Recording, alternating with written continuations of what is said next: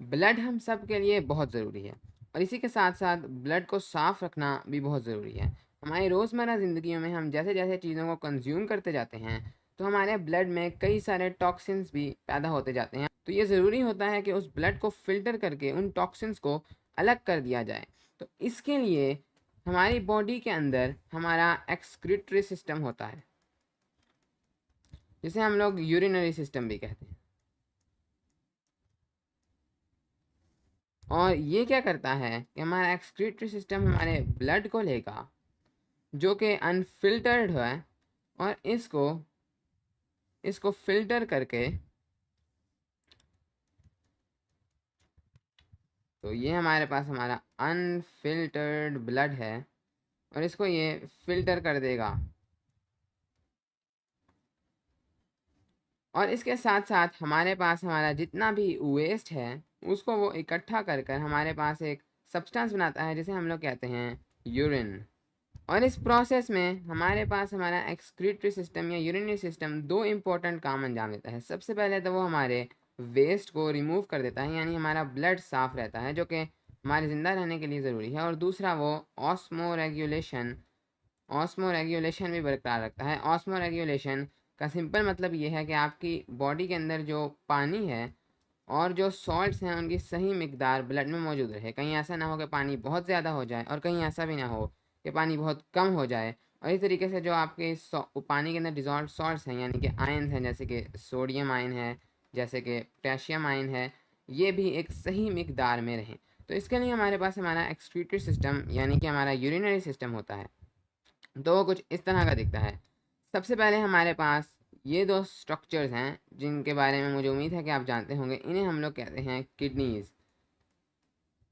तो ये है आपका लेफ़्ट साइड, ये है आपकी राइट साइड उस बंदे के लिहाज से जो मेरे सामने बैठा होगा, और उसकी ये लेफ़्ट किडनी है और ये उसकी राइट किडनी है। तो इसी के साथ साथ हमारे पास ये दो आपकी आर्टरीज़ और वेन्स हैं। तो हमारे पास इस आर्टरी से, जिसको हम लोग रीनल आर्टरी कहते हैं, जब भी आप लोग वर्ड रीनल सुनेंगे इसका मतलब है कि वो किडनी के साथ एसोसिएटेड है। तो इस रीनल आर्टरी के थ्रू हमारे पास हमारा ब्लड आता है, जो कि ये जो हमारे पास ब्लड है जो कि आ रहा है, ये हमारे पास ऑक्सीजनेटेड, इस आर्टरी के ज़रिए जो ब्लड आ रहा है रेड वाली, ये हमारे पास ऑक्सीजनेटेड और अनफिल्टर्ड ब्लड है। और अब ये अनफिल्टर्ड है और किडनीज ने इनको फ़िल्टर करना है, लेकिन किडनीज फ़िल्टर करती हैं इनको एनर्जी के साथ। किडनीज को इसके लिए एनर्जी चाहिए, जिसके लिए ये ऑक्सीजनेटेड ब्लड है। और इसी के साथ साथ फिर जब ये फ़िल्टर हो जाएगा तो ये हमारे पास वेन्स हैं। ये है हमारे पास रीनल वेन, जिसके अंदर हमारे पास डीऑक्सीजनेटेड यानी कि इसके अंदर से ऑक्सीजन नहीं बल्कि इसके अंदर कार्बन डाइऑक्साइड है और फिल्टर्ड ब्लड है। तो ये कार्बन डाइऑक्साइड इसलिए आई है क्योंकि हमारी किडनीज ने एनर्जी को यूज़ किया है और उस एनर्जी का वेस्ट कार्बन डाइऑक्साइड होती है। तो हमारी जो आर्टरीज और वेन्स हैं, रीनल आर्टरीज और वेन्स, वो किडनी के अंदर दो डुअल काम कर रही हैं। सबसे पहले वो हमारे अनफिल्टर्ड ब्लड को फिल्टर ब्लड में कन्वर्ट करने के लिए भी ब्लड ला रही हैं, और इसी के साथ साथ इसके साथ साथ हमारे पास ये जो रीनल आर्टरीज और रीनल वेन्स हैं, ये वो एनर्जी भी सप्लाई कर रही हैं जो किडनीज को चाहिए ये काम सर अंजाम देने के लिए। तो नॉर्मली हमारे पास आर्टरीज और वेन्स सिर्फ एनर्जी के लिए होती हैं, लेकिन यहाँ पर वो दूसरा काम भी सर अंजाम दे रही हैं, यानी कि अनफिल्टर्ड ब्लड को जब फिल्टर में तब्दील हो जाए तो उसे वापस लेके जाएं। तो इस तरीके से हमारे पास हमारा ब्लड फिल्टर होता रहता है और हमारे पास जो हमारा वेस्ट है वो इकट्ठा होता जाता है यूरिन की शेप में। और यूरिन जब हमारी किडनीज में इनफ अमाउंट में पैदा हो जाता है तो वो आहिस्ता आहिस्ता हमारे यूरेटर्स के ज़रिए, जो कि ये ट्यूब्स हैं, इनके ज़रिए हमारे पास इधर जमा होता जाता है। तो ये हैं हमारे यूरेटर्स, जो एक किडनीज और हमारे यूरिनरी ब्लैडर तक, हमारे यूरिनरी ब्लैडर तक यूरिन को पहुंचाने में मदद करेंगे। तो यूरिन यहाँ से और यहाँ से चलता चलता हमारे यूरिनरी ब्लैडर तक पहुंच जाएगा। और इसके बाद हमारे पास यूरिनरी ब्लैडर जो है वो 600 मिलीलीटर्स तक यूरिन को संभाल सकता है। लेकिन जैसे ही इसके अंदर तकरीबन 300 मिलीलीटर्स तक यूरिन आ जाता है तो हमें ये एहसास होने लग जाता है कि अब हमें इसको खारिज कर देना चाहिए। आने वाली वीडियोज़ में हम लोग इस सारे प्रोसेस के ऊपर डिटेल में बात करेंगे। पिछली वीडियो में हमने एक्सक्रीटरी सिस्टम के बारे में बात की थी। आज की इस वीडियो में हम लोग किडनी के स्ट्रक्चर को देखने वाले हैं। तो ये आप लोग देख सकते हैं हमारे पास एक नॉर्मल आदमी में 2 किडनीज़ होती हैं। तो ये रही हमारी लेफ़्ट किडनी और ये रही हमारी राइट किडनी उस आदमी के लिहाज से जो मेरे सामने बैठा होगा। तो चलिए मैं एक किडनी को हाइड कर देता हूँ। तो चलिए मैं इस वाली किडनी को हाइड कर देता हूँ ताकि हम लोग सिर्फ़ और सिर्फ एक किडनी पर फोकस कर सकें। तो एक किडनी का मेन फंक्शन क्या है? किडनी, तो जैसे हमने पिछली वीडियो में देखा था, हमारे पास जो किडनी है उसका जो मेन फंक्शन है वो सिंपली ब्लड को फिल्टर करना है, फिल्टर्स ब्लड। और जैसे हमने पिछली वीडियो में देखा था कि वक्त के साथ साथ हमारे ब्लड के अंदर कई सारे टॉक्सिन्स पैदा होना शुरू हो जाते हैं। अगर कोई आदमी ड्रग्स लेता है तो उसके ब्लड के अंदर ड्रग्स के रेजिड्यूज आना शुरू हो जाते हैं। इसी के साथ साथ हमारे ब्लड के अंदर यूरिया पैदा होना शुरू हो जाता है जो कि हमारी बॉडी का एक वेस्ट प्रोडक्ट है। इसी के साथ साथ हो सकता है अगर आपने पानी ज़्यादा पिया है तो आपके ब्लड के अंदर पानी बहुत ज़्यादा हो जाए। इसी तरह हो सकता है कि अगर आपने सॉल्ट्स बहुत ज़्यादा ली हैं तो आपके ब्लड के अंदर सॉल्ट्स बहुत ज़्यादा हैं। तो आपके ब्लड को एक ठीक अमाउंट में रखना, उसके ब्लड प्रेशर को मेंटेन वगैरह रखना, ये बहुत ज़रूरी है। और यही किडनी बेसिकली करता है। किडनी आपके ब्लड के अंदर से रेगुलरली ये तमाम चीज़ें निकाल कर उनको अलग करता जाता है और आपके ब्लड को क्लीन रखता है। अब ये हमारे पास एक नॉर्मल किडनी इस तरह की नज़र आती है। इसके अंदर आपके पास ये जो टॉप वाला हिस्सा है, तो सबसे पहले आपके पास आउटर कवरिंग है। ये जो आप ये वाली कवरिंग देख सकते हैं, ये जो ग्रे रंग की है, तो ये जो आउटर कवरिंग है इसको आप लोग कहते हैं रीनल। जब भी आप लोग लफ्ज़ रीनल सुनेंगे तो इसका मतलब है ये किडनी से एसोसिएटेड है, रीनल कैप्सूल, रीनल कैप्सूल। इसके बाद ये वाली जो लेयर है, ये जो इनर आप लेयर देख सकते हैं, यहाँ से लेकर यहाँ तक ये है आपके पास रीनल कॉर्टेक्स। और इसके बाद ये वाली जो लेयर है, इसके बाद ये वाली जो इस रीनल कॉर्टेक्स के बाद की लेयर है, इसके बाद ये वाली जो लेयर है रीनल कॉर्टेक्स के भी बाद वाली लेयर, ये वाली, इसको हम लोग कहते हैं रीनल मेड्यूला, रीनल मेड्यूला। और ये जो किडनी का स्ट्रक्चर है ये इसके काम को सर अंजाम देने में बहुत मदद करता है। तो हमारे पास किडनी के अंदर जो फंक्शनल यूनिट है, यानी कि जो किडनी का एक्सक्रीटरी यूनिट है, जो सबसे स्मॉल स्केल पर हमारे पास ब्लड फिल्टर हो रहा है, वो हमारे पास एक स्ट्रक्चर में होता है जिसे हम लोग कहते हैं नेफ्रॉन। और यहाँ पर आप लोग इस जगह पर अगर आपको ये नज़र आ रहे हैं तो यहाँ पर आप लोग कुछ नेफ्रॉन्स को देख सकते हैं। ये जिस आर्टिस्ट ने ये ड्रॉ किया उसने यहाँ पर थोड़े से नेफ्रॉन्स को डिपिक्ट करने की कोशिश की है। यहाँ पर आप देख सकते हैं। तो हमारे पास एक किडनी में 1 मिलियन नेफ्रॉन्स होते हैं और ये वो फंक्शनल यूनिट है, जो सबसे एक्सक्रीटरी यूनिट है, जो सबसे छोटा यूनिट है, जहाँ पर हमारे पास ब्लड को फिल्टर किया जाता है। और ढेर सारे नेफ्रॉन्स एक साथ ब्लड को फिल्टर करते हैं और फिर वो सारा इकट्ठा कर लिया जाता है और आपके पास यूरिन प्रोड्यूस होता है। और हम नेफ्रॉन के स्ट्रक्चर के ऊपर आने वाली वीडियो में बहुत डिटेल से बात करेंगे। तो हम देखेंगे कैसे है ये जो किडनी का स्ट्रक्चर है ये बहुत ज़्यादा स्पेशल है और ये ख़ास तौर पर इसके इस फंक्शन के लिए डिज़ाइंड है। तो आपके पास सबसे बाहर ये जो रीनल कॉर्टेक्स की लेयर है, हम लोग देखेंगे कैसे ये मदद, रीनल कॉर्टेक्स और रीनल मेड्यूला में डिवीजन कैसे मदद करती हैं हमारे पास ब्लड को फिल्टर करने में। और उसके बाद आपके पास जाकर ये जो स्ट्रक्चर्स हैं, ये वाले जो स्ट्रक्चर्स हैं, इनको आप लोग कहते हैं रीनल पिरामिड्स। और इधर से आपका तमाम का तमाम यूरिन जो है वो नेफ्रॉन से निकल कर इधर पहुंचता है, रीनल पिरामिड्स, जो पिरामिड की शेप के हैं। और फिर यहाँ पर से ये मुख्तलिफ कलेक्टिंग डक्ट्स से होता हुआ आपके पास इस सेंट्रल रीजन में पहुँचता है, आपके पास एक इस सेंट्रल रीजन में पहुँचता है। इसको हम लोग कहते हैं, इस सेंट्रल रीजन को हम लोग कहते हैं, इस सेंट्रल रीजन को हम लोग कहते हैं रीनल रीनल पेल्विस। और इस सेंट्रल रीजन में आपके पास हर तरफ से ब्लड फिल्टर होता जाता है और आपके पास हर तरफ से यूरिन इकट्ठा हो के इस सेंट्रल रीजन में पहुंचता है। और इस सेंट्रल रीजन में पहुंचने के बाद वो आपके पास ये जो यूरेटर है, जैसे हमने पहले पिछली वीडियो में देखा था, ये आपके यूरिनरी ब्लैडर तक जा रहा है, आपके यूरेटर तक पहुंच जाएगा और यहाँ से ये यूरिनरी ब्लैडर की तरफ चला जाएगा।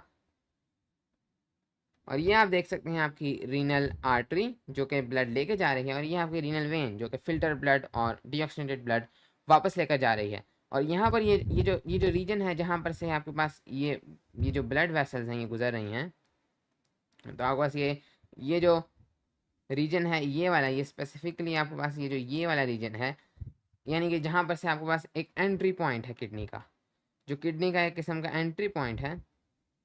तो ये वाला जो मैंने ब्लैक ड्रॉ किया है ये तो बेसिकली ये सेंट्रल रीजन है किडनी का, जो इसका एंट्री पॉइंट है जहाँ से ये सब कुछ एंटर हो रहा है, यूरेटर लीव कर रहा है और आपके पास आपकी रीनल वेन लीव कर रही है और रीनल आर्टरी आ रही है। ये जो पॉइंट है एंट्री और एक्सिट पॉइंट, इसको हम लोग कहते हैं रीनल हिलम। और अगली वीडियो में हम लोग जब नेफ्रॉन के स्ट्रक्चर के बारे में बात करेंगे, हम लोग देखेंगे कैसे किडनी का ये स्ट्रक्चर कितनी मदद करता है हमारे पास ब्लड को फिल्टर करने में। तो यहाँ पर मैंने जो चीज़ दिखाने की यहाँ बनाने की कोशिश की है ये है एक नेफ्रॉन। अब एक नेफ्रॉन क्या है कि ये हमारे पास फंक्शनल यूनिट या एक्सक्रीटरी यूनिट ऑफ किडनी है। तो ये हमारे पास एक्सक्रीटरी यूनिट है। इसका क्या मतलब है, तो हमने देखा था कि कैसे हमारे पास किडनी हमारे ब्लड को फिल्टर करती है। अब वो फिल्ट्रेशन होती किस तरह से है, उसके अंदर हमारे पास कई सारे यूनिट्स होते हैं, कई सारे एक्सक्रीटरी यूनिट्स होते हैं जो कि हमारे ब्लड को फिल्टर करे होते हैं। जैसे आपके पास एक फिल्ट्रेशन प्लांट में कई सारी डिफरेंट फिल्ट्रेशन मशीन्स होती हैं, यानी कि एक ही तरह की ढेर सारे फिल्ट्रेशन मशीन होती हैं, वो अलग अलग पानी को साफ़ करती हैं और उसके बाद तमाम पानी मिला लिया जाता है। इसी तरीके से हमारे पास बजाय इसके कि एक बड़ी मशीन हो, एक बड़ा यूनिट हो पूरी किडनी के अंदर जो सारे के सारे ब्लड को एक साथ ले और फिर सारा का सारा ब्लड फ़िल्टर करके देते हैं, हमारे पास छोटे छोटे यूनिट्स होते हैं जो थोड़ा थोड़ा ब्लड लेते हैं, उसको फ़िल्टर करते हैं और फिर उन तमाम यूनिट्स को मिला लिया जाता है। तो उनमें से एक यूनिट जो कि सारे एक ही तरह के होते हैं, उनमें से एक यूनिट को हम लोग कहते हैं नेफ्रॉन। और हमारे पास एक किडनी में, हमारे पास 2 किडनीज़ होती हैं लेकिन उनमें से एक किडनी में 1 मिलियन तक नेफ्रॉन्स होते हैं और ये तमाम मिलकर हमारे पास ब्लड को फ़िल्टर करते हैं और फिर तमाम का जो ब्लड फ़िल्टर होकर तो ब्लड वेसल में भेज दिया जाता है और तमाम का तमाम जो फ़िल्टर होकर यूरिन मिलता है वो तमाम का तमाम इकट्ठा कर लिया जाता है। तो कुछ इस तरीके से हमारे पास एक नेफ्रॉन का स्ट्रक्चर नज़र आता है। चलिए हम लोग देखते हैं कि हमारे पास ये कैसे काम करता है। सबसे पहले आप लोग यहाँ पर देख सकते हैं हमारे पास ब्लड आ रहा है, तो ये है हमारे पास एक आर्टीरियोल। तो अगर आपने हमारी ब्लड वेसल्स के ऊपर वीडियो देखी है, आपको पता है कि हमारे पास आर्टरीज, वेन्स, आर्टियोल और वेन्यूल क्या होता है और कैपिलरीज क्या होती हैं। अगर आपको इनके बारे में नहीं पता या इनके बारे में अंदाज़ा नहीं है तो हमारी ब्लड वेसल्स के ऊपर वीडियो देख सकते हैं। तो हमारे पास सबसे पहले ये एक आर्टीरियोल आ रही है जो कि हमारे पास हार्ट से ब्लड लेकर आ रही है। तो ये है हमारे पास एक आर्टीरियोल और स्पेसिफिकली एफेरेंट आर्टीरियोल।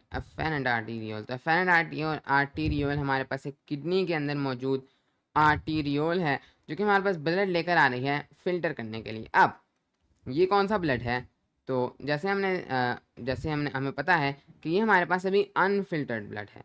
तो इस एफेरेंट आर्टीरियोल के अंदर हमारे पास अनफिल्टर्ड ब्लड है, लेकिन इसी के साथ साथ ये ऑक्सीजनेटेड ब्लड भी है। तो अनफिल्टर्ड तो है ये, इसको हमने अभी फ़िल्टर करना है, ये भी फ़िल्टर तो ज़ाहिर है नहीं है, इसीलिए नेफ्रॉन के अंदर जा रहा है। लेकिन इसके साथ साथ ये ऑक्सीजनेटेड भी है। हमारा जो जितना भी ब्लड हमारे ब्लड की तरफ से आ रहा होता है वो हमारे पास ऑक्सीजनेटेड होता है, यानी कि यही ब्लड का फंक्शन है। यानी कि वैसे इस किडनी के अंदर हमारे पास अनफिल्टर्ड ब्लड आ रहा है, लेकिन नॉर्मली हमारी पूरी बॉडी में ब्लड तो हमारे सेल्स तक जाता ही इसलिए है कि वो उनको ऑक्सीजन दे सकें। हमारे सेल्स को ऑक्सीजन की ज़रूरत है कोई भी काम करने के लिए। कोई भी काम जिसके लिए एनर्जी चाहिए, ऑक्सीजन की ज़रूरत होती है और हमारी ब्लड वेसल्स, हमारा ब्लड यही सप्लाई करता है। और हमें, जैसे हमने ब्लड वेसल्स वाली वीडियो में देखा था कि हमारे पास जो ऑक्सीजनेटेड ब्लड होता है वो रेड कलर का होता है और जो डीऑक्सीजनेटेड ब्लड होता है जिसके अंदर ऑक्सीजन मौजूद नहीं होती, जिसका कोई फ़ायदा नहीं होता, हमें ब्लड चाहिए ही ऑक्सीजन के लिए है, बल्कि उसके अंदर कार्बन डाइऑक्साइड मौजूद होती है, वो हमारे पास डीऑक्सीजनेटेड ब्लड होता है। इसका भी अगर आपको अंदाज़ा नहीं तो हमारी वीडियो देख सकते हैं इसके ऊपर। अब हमारे पास ये आर्टीरियोल आ रहा है ब्लड को हार्ट से लेकर और ये अनफिल्टर्ड ब्लड है, अभी इसको हमने फ़िल्टर करना है। अब ये जो आप देख सकते हैं बीच में, ये हमारे पास कैपिलरी सिस्टम है और हमें पता है कि एक कैपिलरी सिस्टम एक ऐसा सिस्टम होता है जहाँ से ब्लड हमारे पास ब्लड वेसल से निकलता है। यानी कि कैपिलरीज होती हैं ये काफ़ी ज़्यादा परमिएबल होती हैं ब्लड के लिए, तो इनके अंदर से ही काफ़ी छोटी होती हैं, इनके अंदर से हमारे पास ब्लड निकल कर किसी भी जगह तक जा सकता है और इन्हीं कैपिलरीज की वजह से हमारे पास ब्लड सेल्स तक पहुँचता है। अब यहाँ पर इंटरेस्टिंग चीज़ ये है कि ये जो आपके पास कैपिलरी सिस्टम है इसको हम लोग कहते हैं, इस सिस्टम को हम लोग कहते हैं ग्लोमीरुलस। और मुझे पता है मैं इसको मिसप्रोनाउंस कर रहा हूँ, ग्लोमीरुलस। मैं तो इसको इसी तरह से पढ़ सकता हूँ। तो ये हमारे पास एक कैपिलरी सिस्टम है जिसके अंदर हमारे पास एफेरेंट आर्टीरियोल हमारे पास अनफिल्टर्ड और ऑक्सीजनेटेड ब्लड लेकर आ रही है। यहाँ पर ये हमारे पास इस कैपिलरी सिस्टम में आएगा और अभी हम देखते हैं उसके बाद उसके साथ क्या होगा। लेकिन उसके बाद आप देख सकते हैं ये हमारे पास आगे जो है ब्लड वेसल कंटिन्यू हो रही है और हमारे पास ये ग्लोमीरुलस से हमारे पास ब्लड जो है वो दूर जा रहा है। अब इंटरेस्टिंग चीज़ ये है कि ये भी हमारे पास एक आर्टीरियोल ही है। ये है हमारे पास एफेरेंट आर्टीरियोल और यहाँ पर आप देख सकते हैं कि ये हमारे पास अभी भी एक आर्टीरियोल ही है, यानी कि इसके पास अभी भी ऑक्सीजनेटेड ब्लड ही है, यानी कि हमारी ऑक्सीजन अभी तक यूज़ नहीं हुई। इससे हम लोग थोड़ा बहुत अंदाज़ा लगा सकते हैं कि यहाँ पर कोई भी काम नहीं होगा, यानी कि यहाँ पर कोई भी सेल कोई काम नहीं करेगा, एनर्जी को यूज़ नहीं करेगा। एनर्जी अगर वो यूज़ करेगा उसे ऑक्सीजन चाहिए और अगर यहाँ पर कोई काम होना होता तो आगे ब्लड ब्लू हो जाता, जो कि नहीं हुआ। और ये भी एक आर्टीरियोल ही है। तो ये काफ़ी इंटरेस्टिंग है क्योंकि कैपिलरीज के बाद नॉर्मली ब्लड ब्लू हो जाता है क्योंकि सेल्स जो हैं वो ऑक्सीजन उसके अंदर से निकाल कर उसके अंदर कार्बन डाइऑक्साइड जो है वो डंप कर चुके होते हैं। लेकिन यहाँ पर फिर हुआ क्या है, यहाँ पर इंटरेस्टिंगली हुआ ये है कि इस जो यहाँ पर काफ़ी इंटरेस्टिंग चीज़ ये हुई है कि ये जो हमारे पास ब्लड था, जो ब्लड आ रहा था, इस जगह पर ये जो आप चीज़ देख सकते हैं गोल सी, ये है हमारे पास बोमेंस कैप्सूल, एक कैप्सूल की तरह नज़र आता है। ये है हमारे पास बोमेंस कैप्सूल। यहाँ पर क्या हुआ है कि ब्लड असल में इन कैपिलरीज से इस जगह पर निकल कर इस बोमेंस कैप्सूल के अंदर चला गया है। अब यहाँ पर आप सोच सकते हैं कि ये कैसे हुआ। हाँ, मैंने तो यहाँ पर कहा कि यहाँ पर कोई काम नहीं हुआ, कोई एनर्जी यूज़ नहीं हुई। तो ये चीज़ याद रखें कि ये जो अभी हुआ है ये सिर्फ एक पैसिव प्रोसेस है, इसके अंदर हमें कोई एनर्जी की ज़रूरत नहीं, क्योंकि हमारे पास ब्लड आ रहा था, कैपिलरीज के अंदर से ब्लड गुजर सकता है, ब्लड काफ़ी प्रेशर से आ रहा था, तो ऑटोमेटिकली इन कैपिलरीज के अंदर से निकल कर तो थोड़ा बहुत बोमेंस कैप्सूल के अंदर चला जाएगा और ये खुद ब खुद होगा और फिर बाकी का बाकी ब्लड ऊपर चला जाएगा एफेरेंट आर्टीरियोल से और इसके अंदर हमें कोई एनर्जी की ज़रूरत नहीं, इसीलिए यहाँ पर हमारे पास ऑक्सीजन कंज्यूम नहीं हो रही। यहाँ पर हमारे पास जो बोमेंस कैप्सूल है इसकी जो वॉल्स हैं ये बड़ा ही एक इंटरेस्टिंग काम करती हैं। ये सिर्फ और सिर्फ allow tiny molecules to pass through, tiny molecules, यानी कि ये जो दीवारें हैं, ये जो बोमेंस कैप्सूल है अंदर से ये हॉलो है, ट्यूब है अंदर से, लेकिन इसके जो बाहर सेल्स हैं बोमेंस कैप्सूल के, ये अपने अंदर से सिर्फ छोटे छोटे मॉलिक्यूल्स को गुजरने देते हैं। मसलन हमारे पास वाटर है, हमारे पास ग्लूकोज है, हमारे पास अमीनो एसिड्स काफ़ी छोटे होते हैं, अमीनो एसिड्स, ये तमाम चीज़ें जो ब्लड के अंदर मौजूद हैं। हमारे पास यूरिया है, ये भी ब्लड के अंदर मौजूद होता है, बहुत छोटी चीज़ है। और इस तरीके से हमारे पास कई और चीज़ें हैं, हमारे पास कई सारे सॉल्ट्स हैं। सॉल्ट से मुराद जो पानी के अंदर चीज़ें हमारे पास, हम नमक वगैरह खाते हैं जो डिज़ोल्व होंगी, जैसे sodium ions, chloride ions, potassium ions, तो ये तमाम सॉल्ट्स हैं। तो ये तमाम इन इन चीज़ों को तो ये गुजरने देगा जो छोटे मॉलिक्यूल्स हैं, लेकिन आपके पास जो बिगर मॉलिक्यूल्स हैं जैसे रेड ब्लड सेल्स या ऐसी कोई चीज़ें, उनको ही अपने अंदर से बोमेंस कैप्सूल की दीवारें नहीं गुजरने देंगी। तो बोमेंस कैप्सूल की दीवारें सब चीज़ों को अंदर से गुजरने देती हैं, तो ब्लड यहाँ आगे जाता ही ना। ब्लड प्रेशर से आ रहा था, सारा का सारा ब्लड इधर चला जाता है, लेकिन चूंकि सिर्फ थोड़ी चीज़ों को आने देती हैं तो वो तमाम की तमाम चीज़ें तो इधर चली जाएंगी, लेकिन बाकी के तमाम ब्लड फोर्स्ड होगा इधर जाने के लिए और यहाँ कोई एनर्जी यूज़ नहीं होगी। अब एक किस्म का हमने ब्लड को फिल्टर कर दिया है, हमने उसके अंदर से छोटे मॉलिक्यूल्स सब के सब निकाल दिए हैं। लेकिन क्या ये एक एफिशिएंट तरीका है ब्लड को फिल्टर करने का? तो इसका जवाब है बिल्कुल नहीं, क्योंकि आप देखें हमने कोई ऐसी चीज़ नहीं कही कि ब्लड के अंदर जितने भी गलत चीज़ें हैं उनको निकाल देते हैं और जितनी ठीक चीज़ें हैं उनको रहने देते हैं। हमने कहा जितने भी छोटे मॉलिक्यूल्स हैं उनको निकाल लें। तो ये बात, इसमें शक नहीं कि इसमें कई सारी वेस्ट चीज़ें निकल जाएंगी जैसे कि यूरिया हो गया, लेकिन यहाँ पर दो मसले रह जाएंगे। सबसे पहला मसला, हमारे पास जो सबसे पहला मसला होगा वो ये होगा कि कुछ ऐसे टाइनी मॉलिक्यूल्स होंगे जो कि गुड होंगे। ज़रूरी नहीं कि तमाम के तमाम टाइनी मॉलिक्यूल्स ख़राब होंगे, ऐसी तो कोई बात नहीं होती। वाटर एक बहुत इंपॉर्टेंट चीज़ है, अगर हम तमाम का तमाम वाटर ही निकाल देंगे ब्लड से तो हम ज़िंदा नहीं रह सकते। ग्लूकोज, हमें इसकी बहुत ज़्यादा ज़रूरत है। हम ये तमाम का तमाम वापस जाते हैं। अमीनो एसिड्स, अगर हमारे ब्लड के अंदर अमीनो एसिड्स हैं तो ये तो वही अमीनो एसिड्स हैं जिनकी हमें ज़रूरत है। अगर हमारे ब्लड के अंदर कोई भी ज़्यादा अमीनो एसिड्स हों जिनकी हमें ज़रूरत ना हो, तो यूरिया हमारे पास वहीं से तो आ रहा है। यूरिया आपने ऐसा नहीं कि खाया है, यूरिया फर्टिलाइज़र है, लेकिन यूरिया आपके ब्लड में जो एक्सेस अमीनो एसिड्स होते हैं जब आप उनको डिस्पोज करते हैं, उनको ख़त्म करते हैं, तो यूरिया आपके पास पैदा होता है। तो ये तो यूरिया वहाँ से आ रहा है, तो इसका मतलब ये वाले जो अमीनो एसिड्स हैं ये तो हमें चाहिए। इसी तरह सॉल्ट्स, हम तमाम के तमाम सॉल्ट ठीक है थोड़ी बहुत लूज़ भी करना चाहते होंगे, लेकिन तमाम के तमाम तो लूज़ नहीं करना चाहते। तो बहुत सी ऐसी टाइनी मॉलिक्यूल्स हैं जो हमें चाहिए। और दूसरा, बहुत से ऐसे बिग मॉलिक्यूल्स होंगे जो हमें नहीं चाहिए, जो कि अभी फ़िल्टर ही नहीं हुए, वो ब्लड के साथ ही चले गए हैं। और इसीलिए ये कोई एफिशिएंट तरीका नहीं, ये सिर्फ़ एक फर्स्ट लेवल एक एंट्री चीज़ है और इसीलिए यहाँ पर कोई एनर्जी भी यूज़ नहीं हुई। हमने ऐसा नहीं कहा कि अच्छा इसको ले लेते हैं, इसको नहीं लेते, इसको ले लेते हैं, इसको नहीं लेते, इसके लिए हमें एनर्जी चाहिए होगी। हमने बस कहा है जितने छोटे मॉलिक्यूल्स हैं वॉल को उतना परमेबल कर दिया और तमाम के तमाम मॉलिक्यूल्स यहाँ आ गए। तो ये कोई एफिशिएंट तरीका नहीं, ये सिर्फ एक एंट्री लेवल चीज़ है। अब आगे क्या होता है कि आगे ये जो आप पूरा स्ट्रक्चर देख सकते हैं, ये होल नेफ्रॉन है। नाउ अब क्या होगा कि अब यहाँ पर हमारे पास ये जो अब हमारे पास ये जो टाइनी मॉलिक्यूल्स ब्लड से निकाल लिए गए हैं, वो तमाम के तमाम इधर इकट्ठे होंगे। तो ये हमारे पास तमाम टाइनी मॉलिक्यूल्स जो हैं वो ब्लड से निकल कर इधर इकट्ठे हो गए हैं। और अब इसको आप लोग अभी यूरिन नहीं कह सकते, क्योंकि यहाँ पर अभी इसके अंदर बहुत सी ठीक चीज़ें मौजूद हैं और बहुत सी ऐसी चीज़ें नहीं मौजूद जो कि इसके अंदर होनी चाहिए थी। तो इसको आप लोग बस कहते हैं फिल्ट्रेट।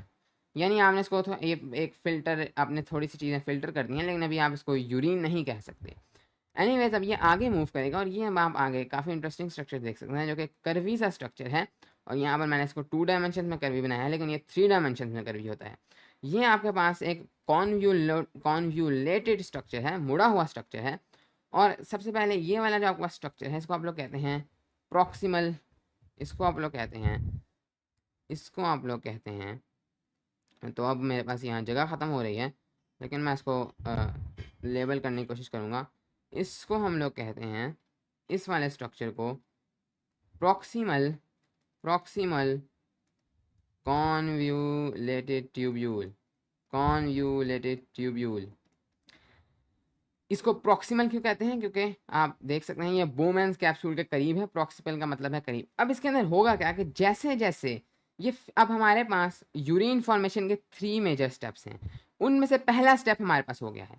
फर्स्ट स्टेप है हमारे पास यूरिन फॉर्मेशन में फिल्ट्रेशन, जो हमारे पास एक एंट्री लेवल स्टेप है और ये कोई एफिशिएंट स्टेप नहीं। हमने बस बोमेंस कैप्सूल में पैसिवली टाइनी मॉलिक्यूल्स को गुजरने दिया है। हमारे पास ये फर्स्ट स्टेप है फिल्ट्रेशन।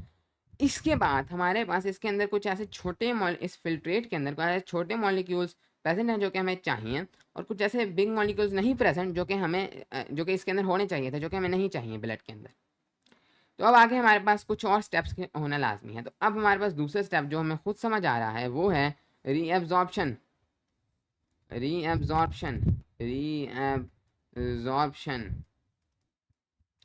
हमने अब क्या करना है कि जो ऐसे मॉलिक्यूल्स जो कि अच्छे थे लेकिन इस फिल्ट्रेट के अंदर आ गए हैं, जो हमें ब्लड में वापस चाहिए, उनको हम लोग ब्लड को वापस करेंगे। तो ये होगा रीअब्जॉर्प्शन, और ऑफ कोर्स ये एक एक्टिव प्रोसेस होगा। इसको एनर्जी चाहिए होगी क्योंकि हम सेलेक्टिवली कह रहे हैं अच्छा इस मॉलिक्यूल को उठाते हैं, इसको ब्लड में ले जाते हैं, इसको रहने देते हैं। तो हम कोई ऐसा टाइनी या बिग का कोई ऐसा प्रेशर की तरह से तो कर नहीं सकते। हमें तो खुद ढूंढना होगा कि अच्छा ये चीज़ लेके जानी है या ये नहीं लेके जानी है। हमें एनर्जी की ज़रूरत होगी, खुद ब खुद से तो ये नहीं होने वाला, ऑटोमेटिकली ये तो हो नहीं सकता। तो हमें रीअब्जॉर्प्शन एक एक्टिव प्रोसेस होगा, फिल्ट्रेशन पैसिव था, इसलिए यहाँ पर हमारे पास ब्लड अभी रेड ही रहा था। और इसके बाद हमें चलें पहले रीअब्जॉर्प्शन को देख लेते हैं। तो हमारे पास फिल्ट्रेट मूव करना शुरू करेगा इस प्रॉक्सिमल कॉन्वोल्यूटेड ट्यूब्यूल से, और यहाँ पर हमारे पास रीअब्जॉर्प्शन होगी। हम अब जैसे जैसे ये फिल्ट्रेट, जिसको मैं इस कलर से ज़ाहिर कर रहा हूँ, और आई डोंट नो ये इस कलर का होता है या नहीं होता, मेरा नहीं ख्याल इस कलर का होता है, लेकिन हम लोग अब इसको प्रॉक्सिमल कॉन्वोल्यूटेड ट्यूब्यूल से ये आगे मूव करना शुरू कर देगा। और ये इस तरह से कर्वी क्यों है? ताकि ज़्यादा जगह मिले, ताकि ज़्यादा स्लोली हम लोग सब कुछ निकाल सकें, हमें थोड़ी ज़्यादा टाइम मिले, जिस तरह हमारे पास स्मॉल और लार्ज इंटेस्टिन में होता है। हमारे पास फिल्ट्रेट यहाँ से मूव करना शुरू करेगा और इसके अंदर से हम लोग अपनी ताकत लगाकर इसके अंदर से हम लोग जो है जो छोटी छोटी अच्छी चीज़ें हैं उनको हम लोग रीअब्जॉर्ब करना शुरू कर देंगे। और रीअब्जॉर्प्शन हमारे पास यहाँ पर एक्टिवली, जिसके मैं मैकेनिज्म में नहीं जाऊँगा कि कैसे, लेकिन ज़ाहिर है एटीपी को हम लोग यूज़ करके अब इधर से अपने जो वो हैं हमारे जो गुड चीज़ें हैं, जैसे कि हमारे पास वाटर है, हम वाटर को लूज़ ज़रूर करना चाहते हैं, लेकिन सारे वाटर को नहीं लूज़ करना चाहते। वाटर हमारे लिए बहुत ज़रूरी है, लेकिन अगर हमने किसी दिन बहुत ज़्यादा पानी पी लिया है तो हम लोग ज़ाहिर है वाटर को लूज़ भी करना चाहेंगे। तो वाटर हम थोड़ा बहुत लूज़ करना चाहते हैं, लेकिन सारा नहीं। ग्लूकोज हम बिल्कुल नहीं करना चाहते, ग्लूकोज हमारे लिए बहुत ज़रूरी है। अमीनो एसिड्स हम बिल्कुल नहीं करना चाहते। यूरिया हम सारा का सारा करना चाहते हैं, हम बिल्कुल भी इसे हम अपने ब्लड में नहीं चाहते। सॉल्ट में से कुछ हम लोग करना चाहते हैं, कुछ नहीं करना चाहते, मतलब आदि, मतलब एक बैलेंस हमें रखना है, ऑस्मो रेगुलेशन रखनी है सॉल्ट्स और वाटर की, ना ज़्यादा ना कम। हमारे पास यहाँ पर फिर रीअब्जॉर्प्शन हो जाएगा और यहाँ पर फिर हमारे पास ब्लड वेसल्स इसके करीब आई होंगी, जिनको मैं आपको आखिर में जाकर दिखाऊंगा, अभी नहीं दिखा रहा, लेकिन आप देखेंगे आखिर में कि कैसे वो वापस फिर जब निकलेंगी वो ब्लू हो चुकी होंगी, क्योंकि ना सिर्फ जो ब्लड वेसल्स हैं वो तमाम की तमाम सब्सटेंसेस को रीअब्जॉर्ब कर रही हैं, बल्कि साथ साथ ऑक्सीजन भी इनको दे रही होंगी इन सेल्स को, क्योंकि वो एक्टिवली हमारे पास, जो एक्टिव का मतलब है एनर्जी के साथ, एक्टिवली हमारे पास फिल्ट्रेट को डबल फिल्ट्रेट के अंदर से चीज़ों को रीअब्जॉर्ब करेंगे, तो हमारे पास आप देखेंगे ब्लड ब्लू होता जाएगा और साथ साथ फिल्टर भी होता जाएगा। इसके बाद जाकर ये प्रॉक्सिमल कॉन्वोल्यूटेड ट्यूब्यूल से होते होते काफ़ी इंटरेस्टिंग चीज़ जगह पर एंटर होगी, जिसे हम लोग कहते हैं लूप ऑफ हेनरी, जिसे हम लोग कहते हैं लूप ऑफ हेनरी। तो ये है हमारे पास लूप ऑफ हेनरी, इसे नेफ्रॉन लूप भी कहा जाता है। अब जो लूप ऑफ हेनरी का फंक्शन है वो है हमारे पास वाटर को रीअब्जॉर्ब करना। जी हाँ, अभी हमारे पास रीअब्जॉर्प्शन ख़त्म नहीं हुई, हमने वाटर को रीअब्जॉर्ब करना था काफ़ी हद तक। अभी हमें लूप ऑफ हेनरी से जो मेजर वाटर की रीअब्जॉर्प्शन है, प्रॉक्सिमल कॉन्वोल्यूटेड ट्यूब्यूल में कोई मेजर वाटर की रीअब्जॉर्प्शन नहीं होती, बाकी चीज़ों की हो जाती है, ग्लूकोज की हो जाएगी, अमीनो एसिड्स की हो जाएगी, कुछ कुछ सॉल्ट्स की भी हो जाएगी, लेकिन वाटर की यहाँ पर तकरीबन ज़ीरो होती है। और उसका रीज़न ये है कि प्रॉक्सिमल कॉन्वोल्यूटेड ट्यूब्यूल क्या कर रहा है कि वो एटीपी को यूज़ करके चीज़ों को उठा कर बाहर निकाल रहा है अपने आप से।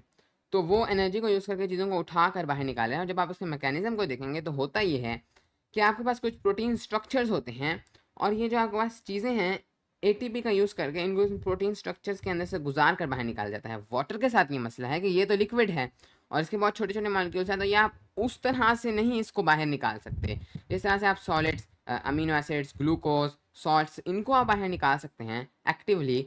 इस तरह से आप वाटर को एक्टिवली नहीं निकाल सकते। वाटर पैसिवली मूव कर जाता है, ठीक है, एक्टिवली इस तरह से आप वाटर को खींच खींच कर बाहर कभी भी नहीं निकाल सकते। मतलब ये इतना आसान काम नहीं है। तो इसके लिए हमारे पास नेफ्रॉन काफ़ी ट्रिक चलता है। वो क्या करेगा कि उसने यहाँ पर वाटर को अब्जॉर्ब ही रीअब्जॉर्ब ही नहीं करेगा, यहाँ पर लूप ऑफ हेनरी में वो एक ऐसा काम करेगा कि वाटर खुद ब खुद बाहर आ जाएगा। यहाँ पर हमारे पास क्या होता है कि जो लूप ऑफ हेनरी का असेंडिंग पार्ट है, ऊपर जाने वाला पार्ट, ये आपके पास यहाँ पर एक्टिवली हम लोग सॉल्ट्स को बाहर भेजते हैं, यानी कि मेजर सॉल्ट रीअब्जॉर्प्शन यहाँ हो गई, यहाँ पर भी हम लोग खुद ब खुद सॉल्ट्स को यहाँ से बाहर निकालेंगे, जो कि हम आसानी से कर सकते हैं, हमने पहले भी देखा। तो यहाँ से आपके पास ये जो असेंडिंग पार्ट है, यहाँ पर एक्टिवली आप एटीपी को यूज़ करके आपके जो सेल्स हैं वो सॉल्ट्स जिन्हें हम आसानी से निकाल सकते हैं उनको बाहर पंप आउट करेंगे। अब इसका एक फंक्शन ज़रूर ये है कि आपके पास सॉल्ट रीअब्जॉर्ब हो जाए, लेकिन इसका ये मेन फंक्शन नहीं, वो तो यहाँ पर भी हो सकता था। ये असल में आपके पास हमें ट्रिक चलने वाले हैं वाटर को रीअब्जॉर्ब करने की। अब होगा क्या कि जैसे जैसे ये सॉल्ट्स बाहर आने लगेंगी, तो यहाँ पर ये बजाय इसके कि ब्लड वेसल्स इनको फ़ौरन उठा लें, ये यहाँ पर ये जो आपके पास बाहर वाली लेयर है इसको सॉल्टी करना शुरू कर देंगे। इधर ये एक्यूमुलेट होना शुरू हो जाएंगे, sodium plus, chlorine, chlorine negative, और ये तमाम के तमाम जो सॉल्यूट्स हैं और सॉल्ट्स हैं, ये तो बाहर की तरफ इस तरह से एक्यूमुलेट होने के इसको सॉल्टी बना देंगे। अब होगा क्या कि जब वाटर के साथ ये जो हमारे पास फिल्ट्रेट है यहाँ से गुजरेगा, तो यहाँ पर मैं इसको दिखा देता हूँ, ये हमारे पास यहाँ पर से उसी कलर में ये हमारे पास इधर से गुजरना शुरू कर देगा, और ये पूरा लूप ऑफ हेनरी को क्रॉस करके ऊपर की तरफ जा रहा है, और यहाँ पर से हमारे पास इसके अंदर से सॉल्ट पंप आउट किए जा रहे हैं। अब यहाँ पर हमारे पास आप देखें तो ये वाली जो हमारे पास होती है मेम्ब्रेन, इसको जाकर यहाँ पर ये वाटर के लिए परमिएबल होती है, यानी कि वाटर अगर चाहे खुद ब खुद यहाँ से बाहर मूव कर जाएगा, एक्टिवली फिर भी आप नहीं निकाल पाएंगे, लेकिन ये परमिएबल है वाटर के लिए। वाटर यहाँ से अगर कोई ड्राइविंग फैक्टर हो तो वाटर खुद ब खुद यहाँ से बाहर निकल सकेगा, और यहाँ से सॉल्ट्स बाहर नहीं निकल सकते।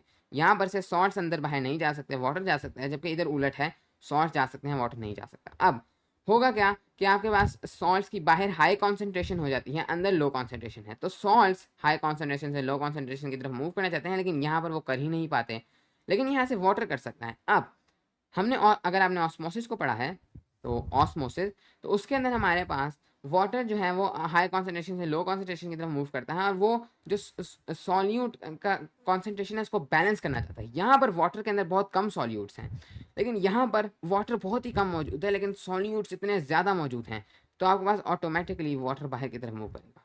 और ये एक पैसिव प्रोसेस है, इसके लिए कोई एनर्जी की ज़रूरत नहीं है, ऑटोमेटिकली एक नेचर का रूल है ऑस्मोसिस के अंदर कि आपके पास वाटर हाई कॉन्सेंट्रेशन से लो कॉन्सेंट्रेशन की तरफ मूव करता है। बाहर बहुत ही कम वाटर है, लेकिन सॉल्यूट्स इतने ज़्यादा हैं, तो वाटर पर सॉल्यूट, एक सॉल्यूट के लिए हिसाब से कितना वाटर है वो यहाँ पर बहुत कम है। अंदर तो सॉल्यूट है ही बहुत कम, मेजर सॉल्यूट रीअब्जॉर्प्शन यहाँ हो चुकी है, बाकी यहाँ हो रही है, तो यहाँ पर आपके पास सॉल्यूट्स बहुत कम है ज़रूर, और वाटर आपके पास काफ़ी ज़्यादा है, तो वाटर ऑटोमेटिकली ऑस्मोसिस के ज़रिए बाहर निकलता जाता है। और अब होगा क्या कि बाहर आपके पास जो ब्लड कैपिलरीज़ हैं, ब्लड वेसल्स हैं, उतनी चालाक हैं कि वाटर जो बाहर निकलता जाएगा उससे तो रीअब्ज़ॉर्ब करती जाएँगी, लेकिन इनको नहीं करेंगी सॉल्ट्स को। और इससे क्या होगा कि वाटर निकलता जाएगा, कभी उसकी वो पॉइंट ही नहीं आएगा जब कॉन्सेंट्रेशन बराबर हो आपके पास। यहाँ से आप लोग पैसिवली वाटर को रीअब्ज़ॉर्ब करेंगे, ऑल्दो ऑटोमेटिकली आप एक्टिवली ही कर रहे हैं, क्योंकि आपको यहाँ पर एक्टिवली सॉल्ट्स पंप आउट करना पड़ा। यहाँ पर अक्सर लोगों के ज़हन में ये सवाल आता है कि इतना बड़ा काम करने का क्या ज़रूरत थी, डायरेक्ट एक्टिवली वाटर को पंप आउट क्यों नहीं कर दिया? तो उसका रीज़न यही है कि ये कोई आसान काम नहीं है। तो लूप ऑफ हेनली से हमने मेजर वाटर रीअब्ज़ॉर्प्शन भी कर दी है। अब हमारे पास अब तक जो चीज़ आई है उसको हम लोग अब हल्का-फुल्का, बल्कि हम कह सकते हैं अब ये यूरिन है।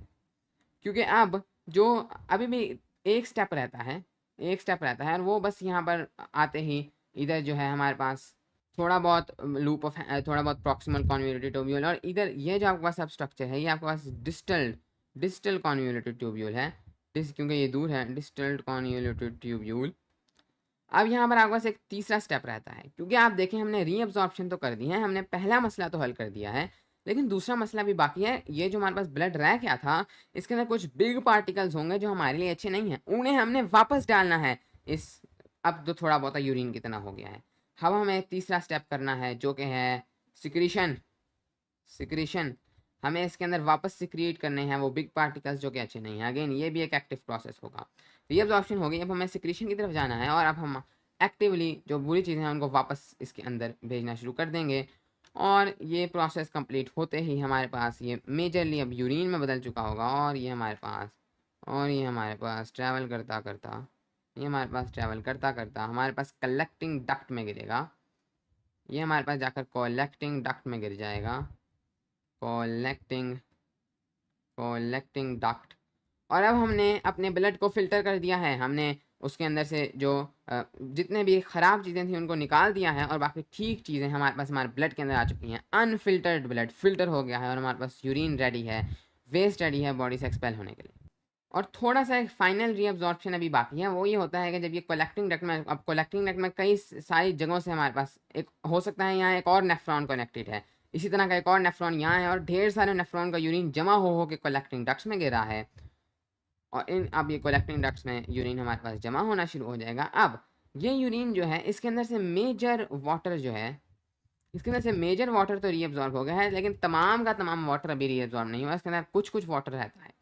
अब अगर तो आपने किसी दिन बहुत ज़्यादा पानी पिया है तो ये यूरिन ऐसे के ऐसा ही चला जाएगा, क्योंकि इसके अंदर अब जो थोड़ा बहुत पानी रहता है उसकी हमें कोई वापस ज़रूरत नहीं, क्योंकि आपने पहले से पानी इसके अंदर पिया हुआ है। तो यहाँ पर अब वापस कलेक्टिंग डक्ट से कोई वाटर वापस रीअब्जॉर्ब नहीं होगा। लेकिन किसी दिन अगर आपने पानी कुछ कम पिया है तो कलेक्टिंग डक्ट से बहुत ज़्यादा वाटर रीअब्जॉर्ब हो जाएगा, और आपके पास आपका जो यूरिन है वो काफ़ी कंसनट्रेटेड हो जाएगा, और आपके पास ढेर सारा पानी वापस रीअब्जॉर्ब हो जाएगा, क्योंकि आपने इतना पानी ही नहीं पिया उस दिन के लिए। और ये सब कुछ कंट्रोल होता है एक हार्मोन से, जिसके बारे में हम अगली वीडियो में देखेंगे। लेकिन बेसिकली मेरा मतलब ये है कि ये जो पिछला सारा प्रोसेस है ये इंडिपेंडेंट है। आप बेशक जितना मर्ज़ी पानी पिएँ, जितने मर्ज़ी सॉल्ट्स वगैरह खाएँ, इसको कोई इफ़ेक्ट नहीं होगा। ये उतना ही पानी रीअब्ज़ॉर्ब करेगा, सब कुछ उसी तरह होगा। लेकिन कलेक्टिंग डक्ट में जाकर अब स्पेसिफ़िक चीज़ें होती हैं। अगर आपने बहुत ज़्यादा पानी पिया है तो हार्मोन्स के ज़रिए बहुत कम पानी जो है वो रीअब्ज़ॉर्ब किया जाएगा, क्योंकि आपके पास पानी पहले से मौजूद है। लेकिन अगर आपने पानी कम पिया है तो बहुत ज़्यादा पानी अब्ज़ॉर्ब किया जाएगा। यहाँ पर सब कुछ कांस्टेंट रहेगा, ये चीज़ें चेंज होंगी आपके एनवायरनमेंट के मुताबिक, जिसको हम ऑस्मो रेगुलेशन कहते हैं, जिसे हम अगली वीडियो में देखेंगे। तो फाइनली अब मैं दो चीज़ें करूँगा। सबसे पहले मैं आपको ये दिखाऊंगा कि हमारे पास यहाँ पर कैपिलरी ब्लड वेसल्स किस तरह हैं, कैसे हमारे पास ब्लू रंग में वो चेंज होनी है, और अब बहुत सी चीज़ें मैसी होने लगी हैं क्योंकि मैंने यहाँ पर सब कुछ लिखा हुआ है, लेकिन मुझे उम्मीद है आप उसको देख सकेंगे। और दूसरी चीज़ मैं आपको ये भी दिखाऊंगा नेफ्रॉन किडनी में लोकेटेड किधर होते हैं, आपको इसका डायरेक्ट लोकेशन का अंदाज़ा हो। तो सबसे पहले मैं आपको वो ब्लड वेसल्स दिखाऊँगा।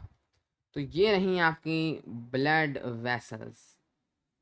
तो मुझे उम्मीद है आप इन्हें देख सकते हैं। देखें, यहाँ से हमारे पास तमाम के तमाम रेड आर्टीरियोल्स आ रही हैं, और कैपिलरीज में जाकर यहाँ पर ये तमाम चीज़ें रीअब्जॉर्ब कर रही हैं। लेकिन इसके साथ साथ क्योंकि एक्टिव प्रोसेस है, ये अपनी ऑक्सीजन को भी देंगी, ब्लू में चेंज होंगी, और ये हमारे पास ब्लू वाला सारा का सारा फिल्टर्ड ब्लड है, और अब ये वापस हमारे पास हार्ट की तरफ चला जाएगा, और ये ब्लू है, और ये एक वेन्यूल में बदल चुका है। और इधर आप कलेक्टिंग डक्ट्स के पास भी थोड़ी बहुत ही आर्टीरियोल्स देखेंगे, क्योंकि अभी इन्होंने यहाँ से भी थोड़ा बहुत वाटर रीअब्जॉर्ब करना होगा। इसके बाद मैं अब आपको दिखाऊंगा कि इसकी लोकेशन किडनी में किधर है। तो यहाँ पर आप अपनी किडनी को देख सकते हैं। तो ये रही आपकी किडनी, और अगर आप देख सकते हैं तो ये जो आप चीज़ें देख सकते हैं, जो छोटी-छोटी चीज़ें हैं, मतलब इस जगह पर आपके पास आपके जो हैं नेफ्रॉन्स होते हैं, ये इस पूरी जगह पर होंगे। ये पूरे कॉर्टेक्स में इधर, इधर, इधर और इस पूरी जगह पर आपके पास इस तरह से आपके पास नेफ्रॉन्स होंगे। ये जो आप नीचे लंबी चीज़ देख सकते हैं, ये आपके पास लूप ऑफ हैनलीज़ हैं और आपके पास ये जो आउटर लेयर है कॉर्टेक्स और फिर इनर लेयर है मेडुला। जो आपके पास लूप ऑफ हैनली है, ये वाला जो तमाम हिस्सा है इधर तक, ये जो आप देख सकते हैं ऊपर तक, ये आपके पास कॉर्टेक्स है। जबकि ये जो नीचे वाला हिस्सा है, इसे भी आप उम्मीद है देख सकते होंगे, ये आपके पास मेडुला है, जो आपके पास दूसरा हिस्सा है। और आपके पास मेडुला ही सॉल्टी होता है, जो आपके पास सॉल्ट्स हैं ये मेडुला में जमा होते हैं। तो यहाँ पर आप देख सकते हैं ये आपके पास मेड्यूला है और ये लूप ऑफ हेनली इधर मेड्यूला के अंदर आ रहा है। तो यहाँ से मेड्यूला थोड़ा बहुत शुरू हो रहा है और ये आप अपनी वो भी देख सकते हैं, ब्लड वेसल्स भी देख सकते हैं। और यहाँ पर आपके पास फिर इधर से ये आपके पास रीनल पायरामिड्स हैं, इधर कलेक्टिंग डक्ट्स होंगे और कलेक्टिंग डक्ट्स सारे मिलकर मज़ीद मिलकर आपके पास यूरिन को सेंटर में जमा कर देंगे। तो उम्मीद है कि इस वीडियो से आपको ये समझ आई होगी कि आपके पास यूरिन कैसे प्रोड्यूस होता है और नेफ्रॉन्स कैसे वर्क करते हैं। मैंने यहाँ पर 3 सेल्स ड्रॉ किए हैं। पहले सेल में हमारे पास जो इर्द-गिर्द की एनवायरनमेंट है, उसके अंदर वाटर के अंदर डिज़ॉल्व्ड सॉल्यूट की कंडीशन अंदर के मुकाबले में काफ़ी कम है। इसको हम लोग हाइपोटोनिक कंडीशन कहते हैं। जैसे हमने ऑस्मोसिस वाली वीडियो में बहुत डिटेल से देखा था। तो हमारे पास बाहर जो सॉल्यूट की कॉन्सेंट्रेशन है वो अंदर के मुकाबले में कम है, या दूसरे अल्फाज में हम कह सकते हैं बाहर बहुत ज़्यादा पानी है। तो हम जितना ज़्यादा पानी करते जाएंगे उतनी बाहर सॉल्यूट की कॉन्सेंट्रेशन हमारे पास कम होती जाएगी, क्योंकि उतनी ही ज़्यादा हमारे पास सोल्यूशन जो है वो डिल्यूट होती जाएगी। तो इस केस में हमारे पास पानी जो है वो अंदर की तरफ मूव करना शुरू कर देता है और हमारा सेल जो है वो फूलना शुरू हो जाता है और हम लोग मर भी सकते हैं। ये हमारे लिए अच्छा नहीं होगा। अगला हमारे पास केस है हाइपरटोनिक, जिसके अंदर हमने देखा था कि हमारे पास बाहर बहुत कम पानी है, या दूसरे अल्फाज में बाहर सॉल्यूट की कॉन्सेंट्रेशन बहुत ज़्यादा हो गई है और अब हमारे पास पानी बाहर आना शुरू हो जाता है सेल से और सेल सिकुड़ जाता है और हम अगेन मर सकते हैं। फिर हमने देखा था तीसरी कंडीशन को, जैसे हमने आइसोटोनिक कहा था, और ये एक आइडियल कंडीशन है जो हमें चाहिए। इसके अंदर हमारे पास अंदर और बाहर वाटर या सॉल्यूट की कॉन्सेंट्रेशन इक्वल है और हमारे पास ना वाटर अंदर जाएगा ना ही वाटर बाहर आएगा नेट में, और हम लोग अल्हम्दुलिल्लाह ज़िंदा रहेंगे। और हमें यही कंडीशन चाहिए, हमें हाइपोटोनिक या हाइपरटोनिक कंडीशन नहीं चाहिए, क्योंकि हम में से हर कोई ज़िंदा रहना चाहता है और हमें आइसोटोनिक कंडीशन चाहिए। तो अब हम लोग ये देख चुके हैं कि हम खुद से तो आइसोटोनिक कंडीशन नहीं बना सकते, क्योंकि हम इतना ध्यान से तो पानी नहीं पी सकते कि हम किसी दिन बहुत ज़्यादा पानी पी सकते हैं, किसी दिन बहुत कम पानी पी सकते हैं। Exactly right amount of water हम गिन के तो नहीं पी सकते। तो इसके लिए हमें परेशान होने की ज़रूरत नहीं। हम जितना मर्ज़ी पानी पिए, हमारी बॉडी खुद ब खुद इन कंडीशंस को कन्वर्ट कर देती है आइसोटोनिक कंडीशंस में, एक प्रोसेस के थ्रू, जिसको हम लोग कहते हैं, उस प्रोसेस को हम लोग कहते हैं ऑस्मोरेगुलेशन। ऑस्मोरेगुलेशन जो कि वर्ड ऑस्मोसिस से निकला है, क्योंकि इस सब में ऑस्मोसिस इन्वॉल्व है। और ये सब कुछ होता है हमारे किडनी के थ्रू। हमारा किडनी रिस्पॉन्सिबल है हमारे हाइपरटोनिक और हाइपोटोनिक और हाइपरटोनिक अगर कंडीशंस बन रही हों उनको आइसोटोनिक में कन्वर्ट करने के लिए और हमें ज़िंदा रखने के लिए। तो ये होगा हमारे किडनी के थ्रू। तो चलें अब देखते हैं कि कैसे ये चीज़ ध्यान में रखें कि हम लोग पिछली कुछ एपिसोड से, इस सीरीज़ की कुछ एपिसोड से किडनी के ऊपर बात करते आए हैं और हम नेफ्रॉन के बारे में पढ़ चुके हैं। तो जैसे हमने नेफ्रॉन वाली वीडियो में देखा था, ये हमारे पास एक टिपिकल नेफ्रॉन का स्ट्रक्चर है। हमारे पास ब्लड आता था और नेफ्रॉन का काम होता था ब्लड को फिल्टर करना, और हमारे पास इन ट्यूब्यूल्स के ज़रिए से ब्लड पास होता था और लूप ऑफ हैनली में वाटर जो है वो ब्लड को वापस किया जाता था, और फिर कुछ वाटर कलेक्टिंग डक्ट में भी ब्लड को वापस किया जाता था। अब हमें क्या करना है कि अगर हम किसी दिन बहुत ज़्यादा पानी पी लेते हैं, तो मैं इसको लिखता हूँ, हमारे पास एक कंडीशन है, हमारे पास एक कंडीशन है जिसमें हमारे पास टू मच वाटर है।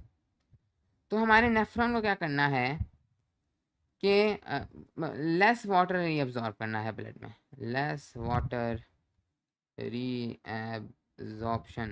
यानी कि हमारे नेफ्रॉन ने जो वाटर ब्लड से निकाला है, जब नेफ्रॉन ब्लड को वापस कर रहा होता है तो उसने बहुत कम पानी वापस करना है, क्योंकि पहले ही बहुत ज़्यादा पानी है और हमें बाकी पानी से निजात हासिल करनी है। जबकि अगर हम लोग किसी दिन टू लेस वाटर पिए, हम लोग इतना ज़्यादा पानी ना पिए, तो हमारे ब्लड को तो पानी चाहिए, हमें बाहर पानी को बढ़ाना होगा अगर हम लोग आइसोटोनिक कंडीशन में आना चाहते हैं। तो अब हमारे पास मोर वाटर रीअब्जॉर्प्शन है, काफ़ी ज़्यादा पानी ब्लड को वापस कर दिया जाता है, मोर वाटर रीअब्जॉर्प्शन।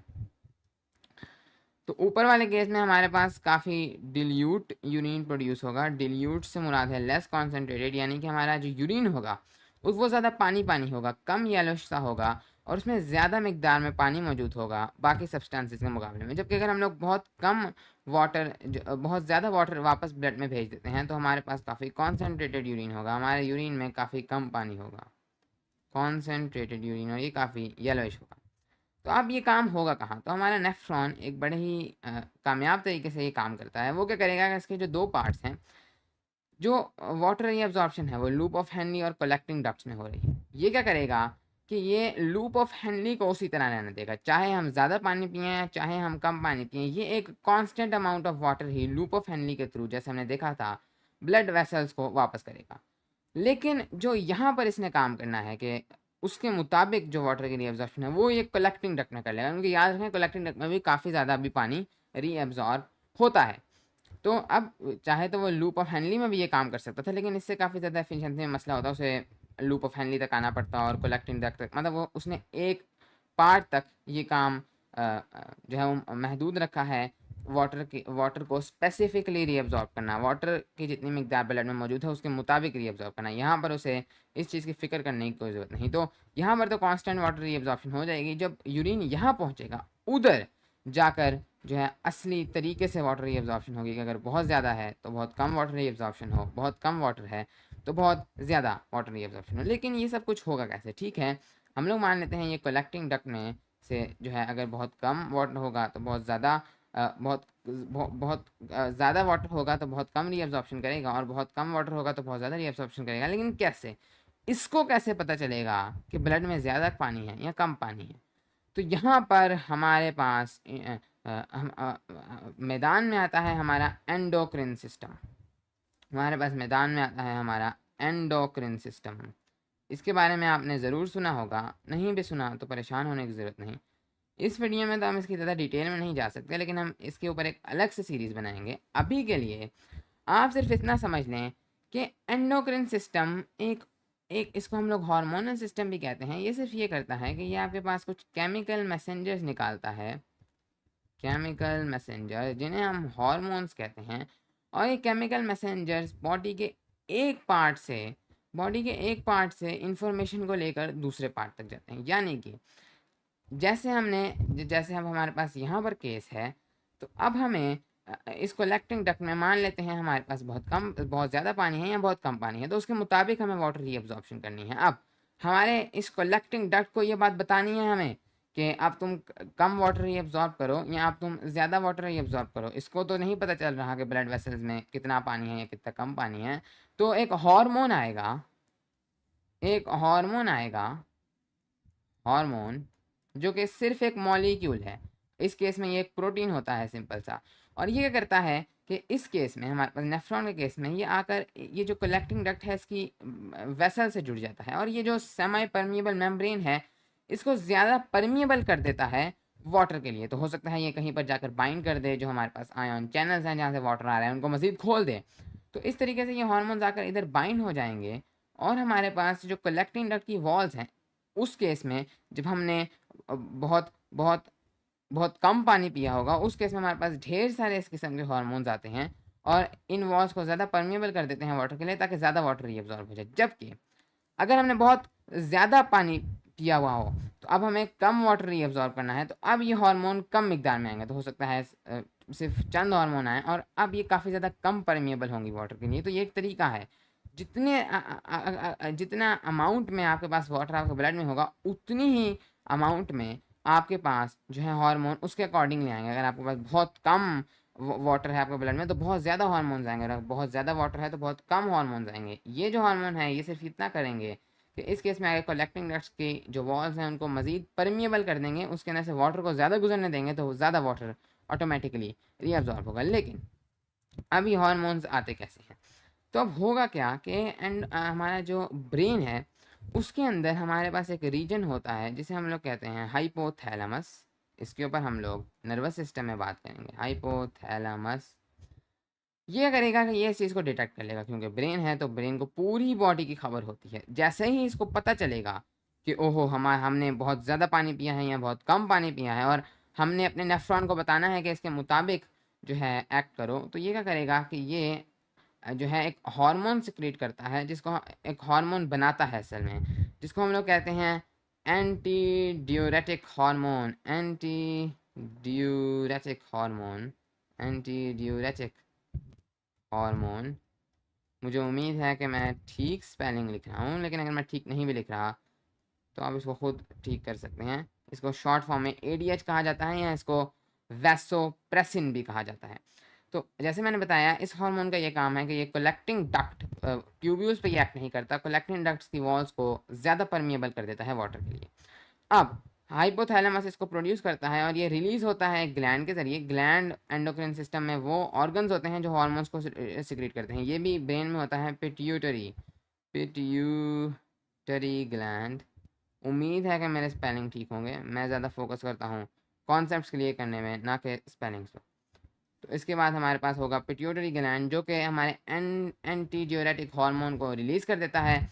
और ये एंटी ड्यूरेटिक हार्मोन हमारी ब्लड स्ट्रीम से होता होता हमारे पास इधर नेफ्रॉन तक पहुंच जाता है। अब अगर तो हमारे हाइपोथैलेमस ने देखा था कि बहुत ज़्यादा पानी है और हमने बहुत कम पानी रीअब्जॉर्ब करना है, तो वो ये जो एंटी ड्यूरेटिक हार्मोन है ये कम बनाएगा, क्योंकि इनका तो काम है ज़्यादा वाटर को रीअब्जॉर्ब कराना। लेकिन अगर बहुत कम पानी है हमारे पास और हमने ज़्यादा वाटर को रीअब्जॉर्ब कराना है, तो ये एंटी ड्यूरेटिक हार्मोन्स की काफ़ी ज़्यादा मिकदार प्रोड्यूस करेगा। तो उम्मीद है कि इस वीडियो से आपको समझ आई होगी कैसे हमारी किडनी या इन पर्टिकुलर हमारा नेफ्रॉन मदद करता है हमारी ऑस्मो रेगुलेशन में, हमारे वाटर और सॉल्यूट की जो कॉन्सेंट्रेशन है और उनका जो बैलेंस है उसको मेंटेन रखने में, और सबसे इम्पोर्टेंट है हमें ज़िंदा रखने में। अब जबकि हमें एक बुनियादी समझ बूझ है किडनीज़ के बारे में, नेफ्रॉन के बारे में, और किडनीज़ कैसे ऑस्मो रेगुलेशन में अपना किरदार अदा करती हैं, चलें किडनी डिजीज़ के बारे में पढ़ते हैं। तो सबसे पहले आज के इस वीडियो में हम लोग देखने वाले हैं किडनी स्टोन्स को। Kidney stones.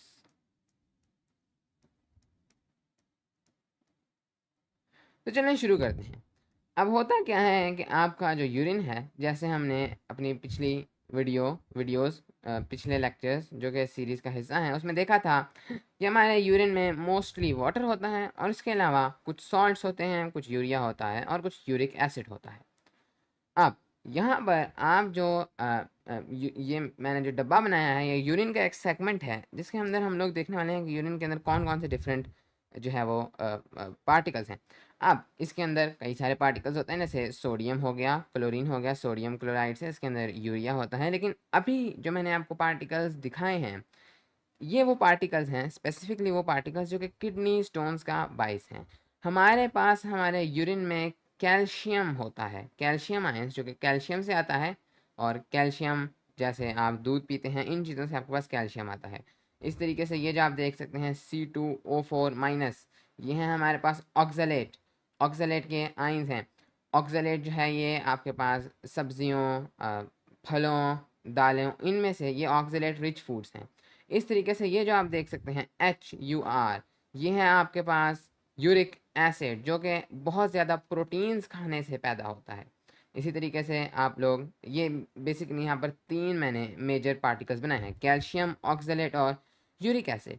अब होता क्या है कि अगर आपके पास नॉर्मल केसेस में बहुत ज़्यादा कैल्शियम आ गया है आपके यूरिन में, जो ये यूरिन की हम बात कर रहे हैं, बहुत ज़्यादा कैल्शियम है और बहुत ज़्यादा ऑक्सलेट है, तो ये अगर ये बहुत ज़्यादा है, इतने ज़्यादा स्ट्रॉन्ग हैं कि जो इर्द गिर्द वाटर है जिसने इनको अलहदा किया हुआ है, वो इतना उसकी स्ट्रेंथ इतनी स्ट्रॉन्ग नहीं रहती और इनकी कॉन्सेंट्रेशन बहुत ज़्यादा हो जाती है। ये नॉर्मली तो होंगे, लेकिन अगर ये इतने ज़्यादा हो जाते हैं, कैल्शियम बहुत ज़्यादा और ऑक्सलेट बहुत ज़्यादा, तो कैल्शियम और ऑक्सलेट असल में मिल सकते हैं और ये कंपाउंड बनाते हैं जिसे हम लोग कहते हैं ये कंपाउंड बना सकते हैं जिसे हम लोग कहते हैं कैल्शियम ऑक्सलेट। तो ये हमारे पास मिलकर कैल्शियम ऑक्सलेट बना सकते हैं। कैल्शियम और ऑक्सलेट के आयंस मिलकर हमारे पास कैल्शियम ऑक्सलेट बना सकते हैं यूरिन में, और ये एक सॉलिड है।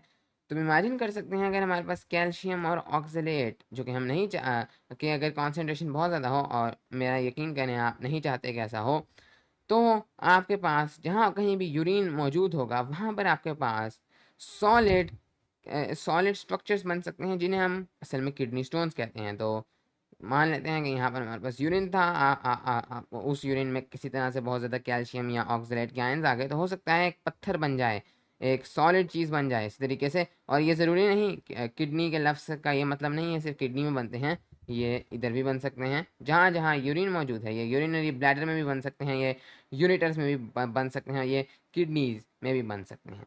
और ये एक किस्म के किडनी स्टोन्स थे कैल्शियम ऑक्सलेट, ऑल्दो नॉर्मली यही होते हैं। इसके अलावा आपके पास जो यूरिक एसिड है, ये भी अगर बहुत ज़्यादा मिकदार में है तो ये एक दूसरे के साथ मिलकर क्लस्टर्स बना सकता है, क्रिस्टल बना सकते हैं, और अगेन वो भी आपके पास एक किडनी स्टोन हो सकता है।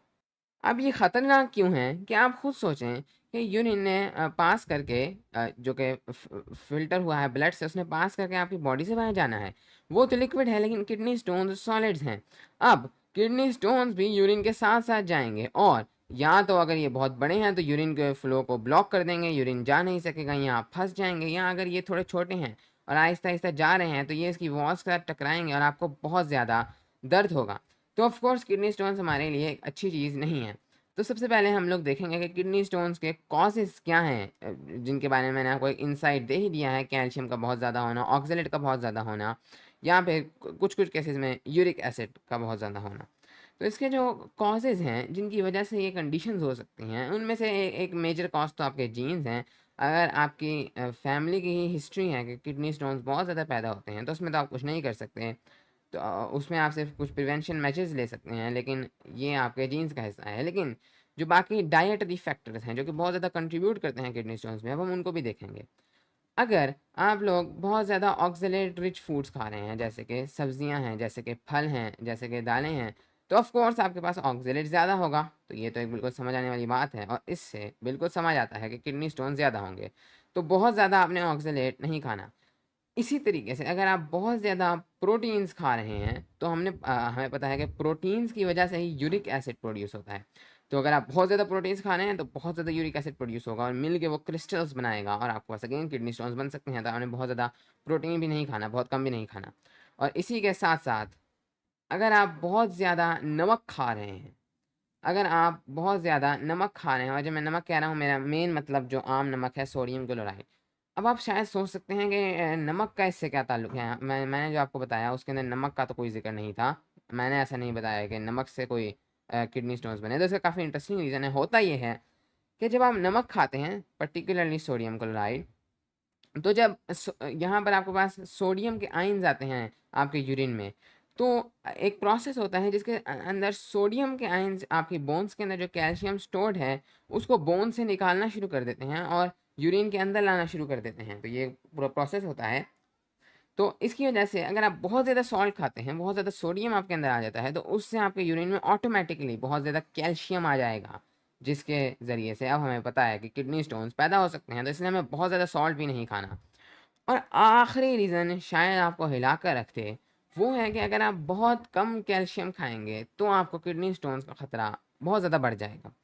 अब आप शायद परेशान हो, होना तो ये चाहिए कि आप अगर कम कैल्शियम खाएँ तो किडनी स्टोन्स कम पैदा होंगे, क्योंकि कम कैल्शियम से ज़ाहिर है कैल्शियम यहाँ पर कम होगा और आपके पास कम किडनी स्टोन्स बनेंगे।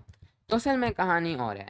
होता ये है कि जब आप बहुत कम कैल्शियम खाते हैं, चलें बहुत ज़्यादा से शुरू करते हैं। जब आप बहुत ज़्यादा कैल्शियम खाते हैं, तो कैल्शियम तो जो आपका स्टमक है, जो कि पहले आपके पास कैल्शियम और ऑक्सलेट स्टमक में जाते हैं, फिर यूरिन में आते हैं। तो अगर आप बहुत ज़्यादा कैल्शियम खाते हैं, तो कैल्शियम ऑक्सलेट स्टमक में ही बन जाएगा। वो यूरिन में पहुंचने से पहले ही कैल्शियम ऑक्सलेट बन चुका होगा, और कैल्शियम ऑक्सलेट यूरिन में नहीं आता। अब बाहर से अंदर बन सकता है, बाहर से नहीं आता। तो जब पहले ही कैल्शियम आप ज़्यादा खा लेंगे, तो वो स्टमक में ही आपके पास कैल्शियम ऑक्सलेट बना देगा, ना ही आपके पास ऑक्सलेट यहाँ तक पहुँच पाएगा। तो इस तरीके से कम कैल्शियम खाने से आपके पास ये जो कैल्शियम है ये कम नहीं होता, बल्कि ऑक्सलेट ज़्यादा हो जाता है। और ज़्यादा कैल्शियम खाने से ये कैल्शियम ज़्यादा नहीं होता, ये उतना ही रहता है, लेकिन ऑक्सलेट कम हो जाता है, तो ऑटोमेटिकली आपके किडनी स्टोन्स भी कम हो जाते हैं। तो इसलिए ये काफ़ी इंटरेस्टिंग है। तो चलें, ये तो हमने देख लिया है एक नज़र में कॉजेज़ को। अब हम लोग बात करेंगे प्रिवेंशन की, कैसे हम लोग किडनी स्टोन से बच सकते हैं। तो वो तो आपको हल्का फुल्का कॉजेज़ से ही पता चल जाएगा, बस इसको उल्टा देना है। तो सबसे जो असूली तरीका है किडनी स्टोन्स को बचने के लिए वो है बहुत ज़्यादा पानी पीना। ये बहुत ज़रूरी है। अगर आप बहुत ज़्यादा पानी पीते हैं तो ऑटोमेटिकली आपका जो यूरिन है वो डिल्यूट होगा, जैसे हमने पढ़ा था ऑस्मोरेगुलेशन में। और आपके जो ये जो मटेरियल्स हैं ये दूर दूर होंगे और इनके पास इतना करीब नहीं होंगे कि ये मिल सकें। तो इसलिए काफ़ी ज़्यादा पानी पीना काफ़ी ज़्यादा फ़ायदेमंद है।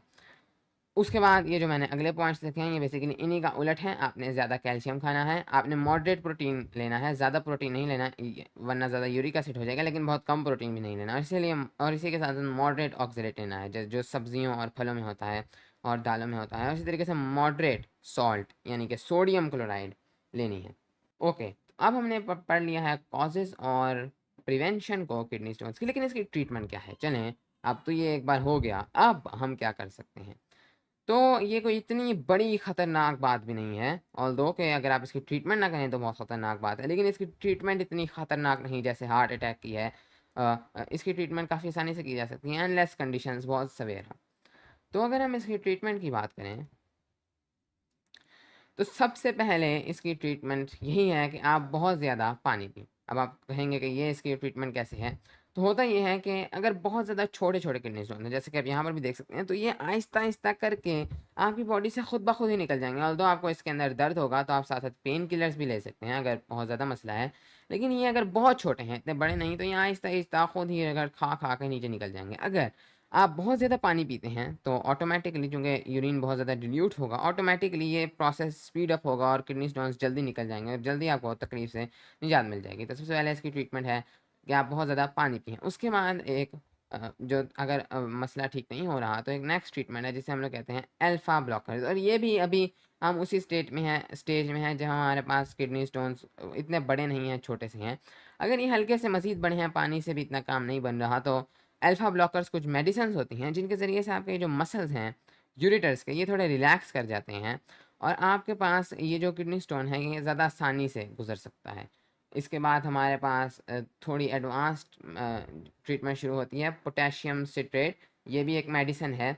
इसमें आपके पास क्या होता है कि जो पोटेशियम सिट्रेट है, जिसका आप यहाँ पर अजीब-ओ-गरीब किस्म का मॉलिक्यूलर फार्मूला देख सकते हैं, होगा क्या कि ये जो पोटेशियम सिट्रेट है इसके ये दो तरीक़ों से हमारी मदद करेगा किडनी स्टोन से मुकाबला करने के लिए। सबसे पहले पोटेशियम सिट्रेट आपकी जो यूरिन है इसको थोड़ा बेसिक कर देता है, यानी इसको एसिडिक नहीं रहने देता, इसका थोड़ा पीएच बढ़ा देता है और ये कम एसिडिक होता है।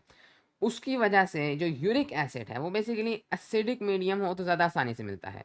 तो अगर आप पोटेशियम सिट्रेट लेंगे तो आपका ये जो यूरिन है ये थोड़ा बेसिक हो जाएगा और यूरिक एसिड के लिए मिलना मुश्किल होगा। तो आपके लिए कुछ किडनी स्टोन्स जो हैं वो बनना जो हैं वो बनने से रुक जाएँगे। और इसके अलावा जो आपके पास कैल्शियम ऑक्सलेट के किडनी स्टोन हैं जो ज़्यादा कॉमन है, उसके अंदर ये भी पोटेशियम सिट्रेट मदद करता है। और जो सिट्रेट है ये अलग से कैल्शियम के साथ मिल जाता है, जिस तरह कैल्शियम ऑक्सलेट के साथ मिलता है इसी तरह कैल्शियम सिट्रेट के साथ भी मिलता है।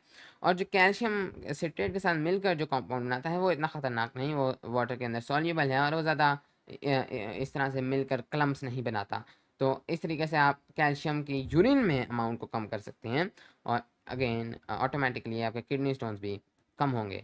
इसके बाद जो हमारे पास नेक्स्ट और ज़्यादा एडवांस्ड, और ये अब पोटेशियम सिट्रेट हम तब लेना शुरू करेंगे जब हम लोग महसूस करेंगे कि अब हमारा किडनी स्टोन काफ़ी बड़ा है और ये यूरेटर से आसानी से पास नहीं होगा। हम पोटेशियम सिट्रेट लेकर उनको तोड़ने की कोशिश करेंगे, वो छोटे-छोटे पीसेज़ में टूट जाएगा और फिर वो यूरेटर से पास हो सकेगा।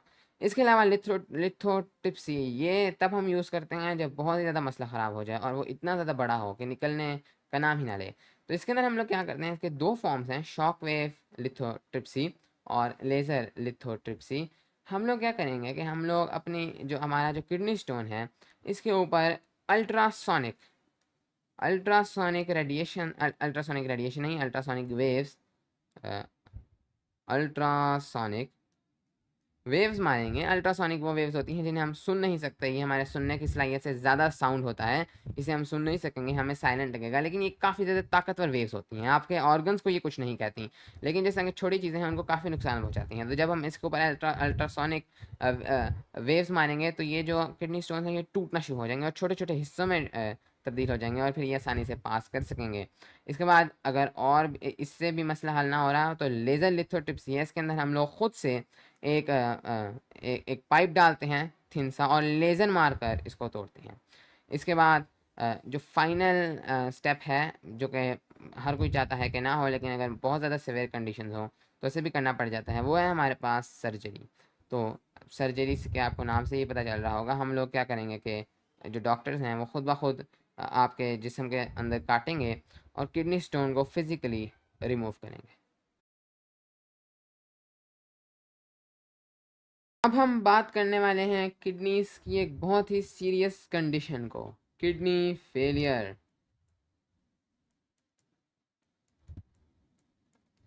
और किडनी फेलियर में क्या होगा कि जैसे हार्ट अटैक होता है उस तरीके से आपकी जो किडनीज हैं वो काम करना बंद कर देंगी, आपकी किडनीज ब्लड को ठीक तरीके से फिल्टर ही नहीं कर सकेंगी और जो आपका ब्लड है वो आहिस्ता आहिस्ता उसके अंदर टॉक्सिन्स पैदा होना शुरू हो जाएंगे और बिल्कुल अगर आपने इसको ट्रीट ना किया तो इससे आप मर सकते हैं। तो अब किडनी फेलियर की कई सारी वजूहत हैं, उनमें से मैंने चंद एक को उनकी कैटेगरीज बना के यही मेन वजूहत है मैंने उनको यहाँ पर लिखा भी है। लेकिन समझने की यह ज़रूरत है कि हमारे पास दो किडनीज होती हैं और ये दोनों फंक्शन कर रही होती हैं। हम लोग एक किडनी के साथ भी बड़ी अच्छी तरीके से ज़िंदा रह सकते हैं, हमें कोई दो किडनीज की कोई ख़ास ज़रूरत नहीं होती। दूसरी किडनी हमारे पास असल में एक एक रिसोर्स की तरह ही होती है कि इन केस हमारे पास एक किडनी को कुछ हो जाए तो दूसरी काम करती रहे। अगर एक किडनी को कुछ हो जाता है तो हम उसको नॉर्मली किडनी फेलियर नहीं कहते और वो कोई इतनी इमरजेंसी सिचुएशन नहीं होती। और जो मरीज़ हैं या आप उसे एक आम इंसान भी कह सकते हैं क्योंकि अभी वो मरीज़ नहीं बना होता है कुछ किस्म का, तो वो आराम से अपनी एक किडनी के साथ ज़िंदा रह सकता है और वो आराम से ज़िंदा रहता भी रहता है। लेकिन जब दोनों किडनीज फेल हो जाएं और नॉर्मली जब एक किडनी फेल होती है तो दूसरी भी फेल ही हो जाती है, क्योंकि जाहिर है अगर एक किडनी किसी वजह से ही तो फेल हो रही है तो वो वजह दूसरी किडनी को भी अफेक्ट करती है। तो जब दोनों किडनीज फेल हो जाती हैं तो हम उस कंडीशन को कहते हैं किडनी फेलियर। और ये इतनी डेंजरस कंडीशन है कि आप खुद सोचें आपका ब्लड फिल्टर ही नहीं होगा तो ब्लड के अंदर तो इतने ज़्यादा टॉक्सिन्स होते हैं, इतने बैक्टीरिया होते हैं, यूरिया होता है, एक्सेस वाटर होता है, ना ऑस्मो रेगुलेशन हो पाएगी।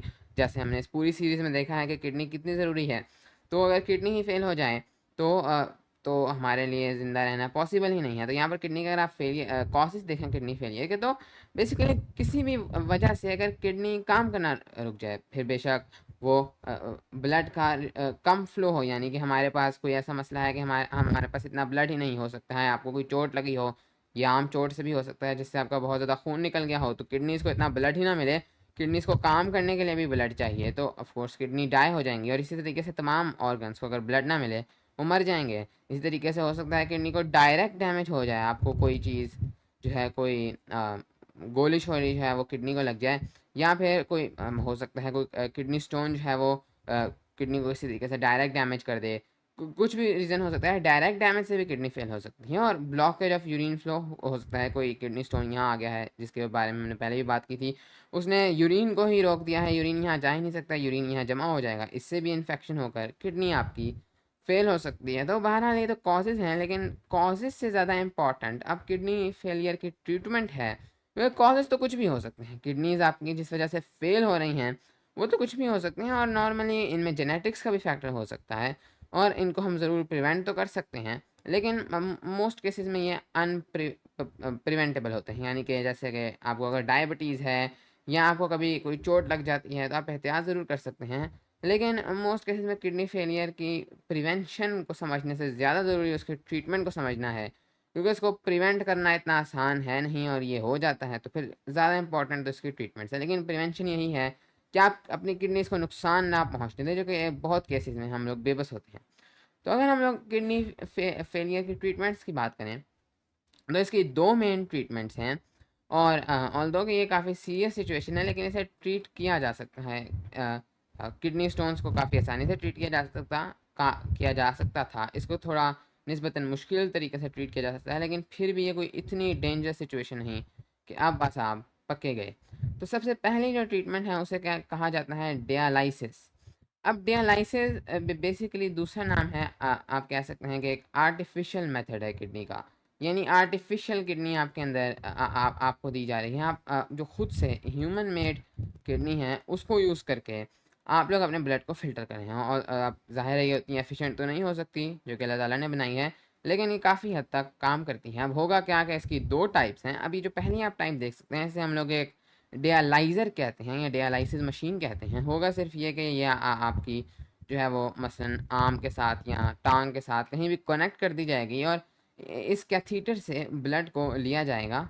ये आपकी बॉडी से आ रहा है, ये पाइप हो सकता है ये आपका हाथ है, हो सकता है ये आपका हाथ है, तो उसके साथ बेसिकली इस तरह से जो है वो पाइप्स लगाए गए हैं। ब्लड आपका निकाला जाएगा और फिर ब्लड आप इस पाइप से ट्रैवल करेगा। इसको कैथीटर कहते हैं, कोई भी चीज़ जो बॉडी के अंदर इंसर्ट की जाए, और ये ट्रैवल कर कर जो आपका ब्लड है वो वापस आपकी बॉडी में चला जाएगा, इस साइकिल से गुजर कर जाएगा और बीच में आपकी फिर जो है वो ब्लड जो है वो फ़िल्टर कर दिया जाएगा। जिस तरीके से आपके पास किडनी फंक्शन करती है, एक किस्म की उस वही चीज़ है ये। आपके पास एक किडनी हो सकती है, ब्लड अंदर आ रहा है, ब्लड वापस जा रहा है और बीच में ब्लड को फ़िल्टर किया जा रहा है। बस फ़र्क ये है कि पिछली बार किडनी में आप अपनी एनर्जी यूज़ करते थे, इसमें आपको कोई भी और एक्सटर्नल एनर्जी यूज़ करनी होगी। अब यहाँ पर क्या किया जाता है, काफ़ी एक इंटेलिजेंट तरीके से इस ये जो आप चीज़ देख रहे हैं बाहर एक कंटेनर सा है, इसके अंदर नीचे वाले पाइप से एक फ्लूइड डाला जाएगा जो हम खुद डालेंगे और ऊपर वाले पाइप से इस फ्लूइड को निकाल दिया जाएगा। ये जो अंदर आप मोटा पाइप देख रहे हैं ये यही जो पहले जिधर से ये ब्लड आ रहा है, ये थोड़ा इस पाइप को मोटा कर दिया गया है और ये जो पाइप है ये इस बाहर वाले ग्रीन कंटेनर के अंदर है।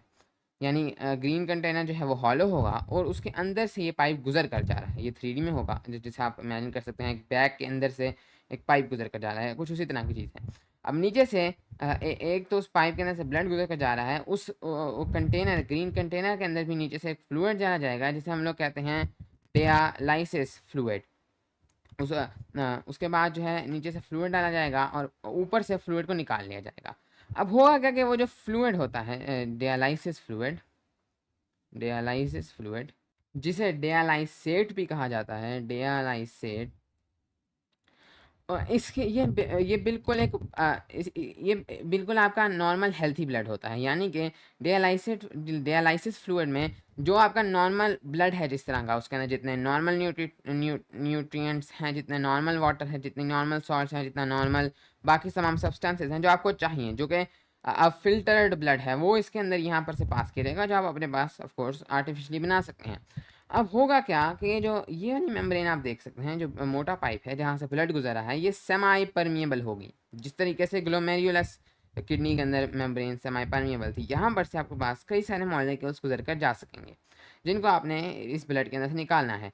अब होगा क्या कि थ्रू डिफ्यूजन और थ्रू ऑस्मोसिस, जिनके बारे में अब आपको पता ही होगा, तो उसके ज़रिए से चूँकि मसलन बाहर मान लेते हैं, अब मसलन यूरिया का एग्जांपल लेते हैं। आपके नॉर्मल ब्लड में यूरिया कितना है? नॉर्मल ब्लड में आपको 0% यूरिया चाहिए, लेकिन ये चूँकि अनफिल्टर्ड ब्लड है तो इसके अंदर ऑफ कोर्स यूरिया होगा।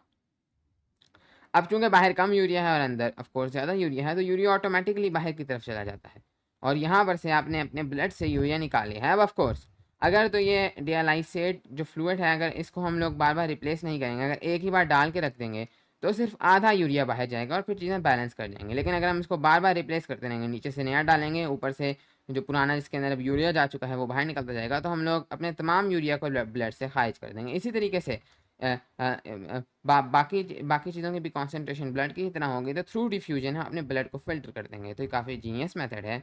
और इस टाइप के डायलिसिस की भी अब दो टाइप्स हैं। ये जो टाइप ऑफ डायलिसिस है जिसके अंदर आप एक एक्सटर्नल मशीन को यूज़ करते हैं, इसको हम लोग कहते हैं हीमोडायलिसिस। और इसके बाद अब हीमोडायलिसिस का मसला ये है कि ये बहुत ज़्यादा महंगा है। इसका मैंने चेक किया है, एक महीने का आपको ये जो है हफ्ते में 3 to 4 टाइम्स करवाना पड़ेगा।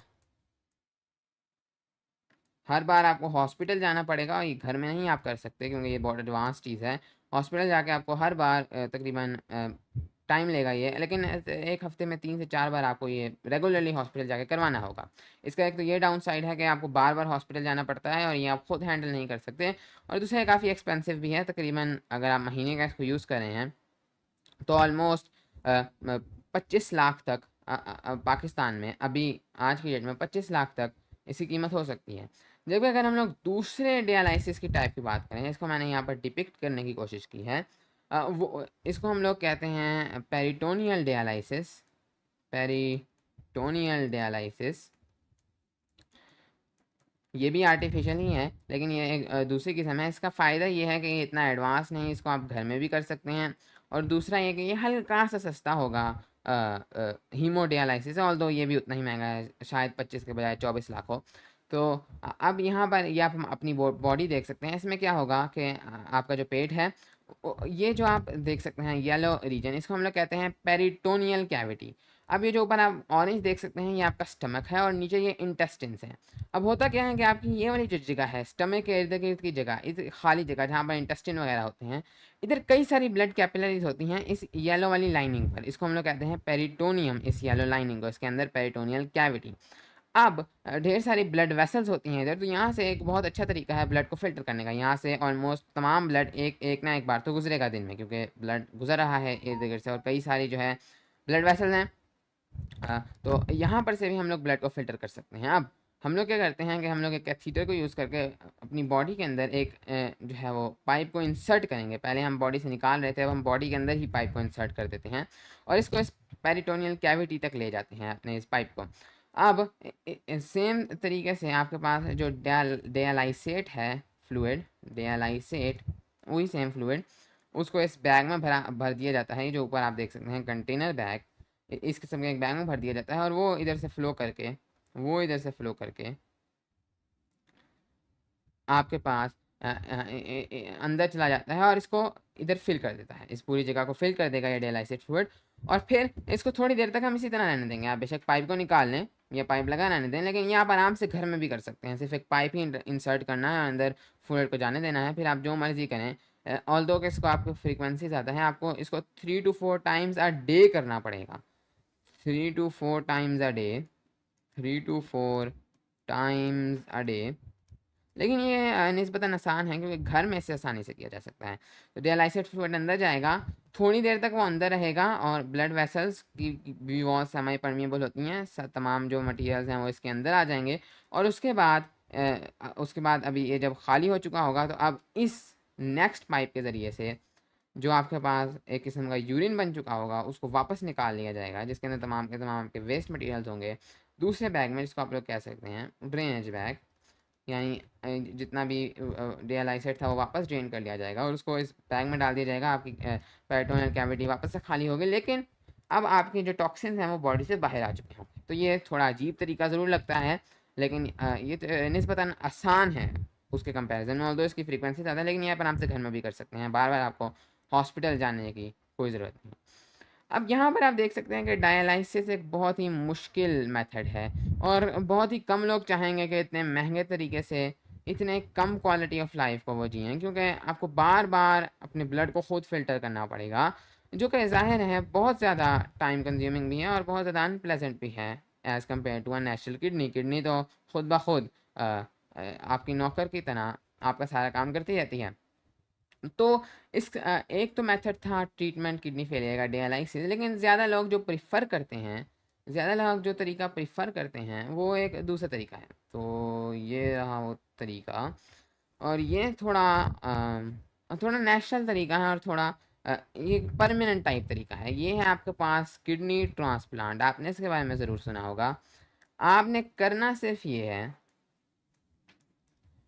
कि आपके पास यहाँ पर ये रही आपकी नेचुरल किडनीज, मान लेते हैं ये वाली किडनी भी काम नहीं कर रही, ये वाली किडनी भी काम नहीं कर रही, ये काम नहीं कर रही, तो आपको कोई ज़रूरत नहीं है किडनी ट्रांसप्लांट की, क्योंकि किडनी ट्रांसप्लांट में ये किया जा रहा है कि एक दूसरे शख्स की एक किडनी को निकाल कर, चूँकि एक आम आदमी के पास 2 किडनीज हैं, तो हो सकता है आपका कोई दोस्त या आपका कोई फैमिली मेम्बर एक किडनी आपको दे दे, उसको हम लोग डोनर कहेंगे। उसके जिस्म से किडनी को निकाल कर आपके जिस्म में किडनी को लगाया जा रहा है, तो अगर तो आपकी एक ही किडनी ख़राब है तो कोई आपको एक किडनी नहीं देने वाला, क्योंकि वो कहेगा आपके पास अपनी किडनी है, उसी को यूज़ कर लें। लेकिन अगर आपकी दोनों किडनीज़ ख़राब हो जाएँ तो फिर डायलिसिस के बजाय किडनी ट्रांसप्लांट एक ज़्यादा अच्छा तरीका रहता है। किया कि ये जाएगा कि डोनर के जिस्म से किडनी को निकाला जाएगा सर्जरी, और फिर आपकी बॉडी के अंदर किडनी को प्लेस कर दिया जाएगा, कहीं भी प्लेस किया जा सकता है। और नॉर्मली ये किया जाता है कि ऐसा नहीं, आपकी पुरानी किडनीज़ को निकाला जाएगा और फिर वापस आपकी किडनी को अंदर डाला जाएगा। ये चूँकि काफ़ी मुश्किल काम है, हम डायरेक्ट ही जो नई किडनी है उसको कहीं दूसरी जगह लगा देंगे, इनको वैसे ही लगा रहने देंगे। ये वैसे लगी रहें तो क्या जा रहा है, काम तो कर नहीं रही। तो मसलन ये आपके पास जो येलो है, ये न्यू किडनी है, इसको यहाँ लाया जाएगा और यहाँ पर आपके पास कई सारी और ब्लड कैपिलरीज़ हैं, ब्लड वेसल्स हैं, वहाँ से एक आर्टरीज़ के अंदर डाल दी जाएगी, एक वेन निकाल दी जाएगी, और एक और यूरेटर के ज़रिए से जो कि भी डोनर से आएगा, इसको यूरिनरी ब्लैडर के साथ कनेक्ट कर दिया जाएगा, और फिर ये एक किडनी की तरह फंक्शन करती रहेगी और आपका यूरिथ्रा के थ्रू यूरिन प्रोड्यूस होता रहेगा। अब यही फ़ायदा है किडनी ट्रांसप्लांट का कि ऑल्दो ये थोड़ा मुश्किल है, क्योंकि किडनी ढूंढना काफ़ी मुश्किल काम है, लेकिन ये एक बहुत आसान काम है। आपने बस किडनी को ट्रांसप्लांट करवा दिया और फिर आपको बार बार डायलिसिस करने का कोई ज़रूरत नहीं है। और एक किडनी जो है डोनर से ली जाए, उसकी आमतौर पर लाइफ 12 से 20 साल होती है, और जितना अगर वो एक ज़िंदा आदमी से लिया गया है तो उतनी जो है किडनी की लाइफ ज़्यादा होगी। अगर मुर्दा आदमी से लिया गया है फिर भी कोई 10 साल होगी, लेकिन होती है। ऑल्दो कि इसके अंदर थोड़े रिस्क्स होते हैं, लेकिन अब न्यू टेक्नोलॉजी के ज़रिए से वो बहुत कम है। एक रिस्क तो ये होता है कि बॉडी रिजेक्शन, ऑर्गन रिजेक्शन ना हो जाए, ऑर्गन रिजेक्शन। अब होता ये है कि आपका जो इम्यून सिस्टम है, अक्सर केसेस में ये होगा कि जब आपने किडनी लगाई है, इम्यून सिस्टम समझेगा कि ये तो कोई नई चीज़ आ गई है, कोई दुश्मन आ गया है, कोई बैक्टीरिया आ गया है, चलो इसको हमला करो, इसको मार दो। तो आपका अपना ही इम्यून सिस्टम इस पर हमला कर देगा, इस नई बेचारी किडनी पर, और इसको खुद ही ख़त्म कर देगा। उसे क्या पता है कि ये आपकी जान बचाने के लिए आई है। तो अब पुराने ज़माने में इसका हल नहीं था, लेकिन आज के ज़माने में ये किया जाता है कि सबसे पहले तो कोशिश करते हैं कि आपके किसी क्लोज रिलेटिव से आपकी किडनी ली जाए, ताकि आपकी किडनी आपकी पुरानी किडनी नई किडनी पुरानी किडनी से काफ़ी मैच करे, तो इम्यून सिस्टम को लगता है कोई जानी पहचानी चीज़ है। और दूसरा, अगर मैच ना भी करे तो सर्टेन मेडिसिन को यूज़ करके उस वक़्त के लिए, थोड़े वक्त के लिए इम्यून सिस्टम को कमज़ोर कर दिया जाता है, और तब तक आपका आहिस्ता आहिस्ता किडनी अडाप्ट कर जाएगी। तो उम्मीद है कि इस वीडियो से आपको किडनी फेलियर के बारे में पता चला होगा, और इन पर्टिकुलर किडनी फेलियर की ट्रीटमेंट के बारे में पता चला होगा, और ये भी सेंस मिली होगी कि ये कितनी सवेयर कंडीशन है।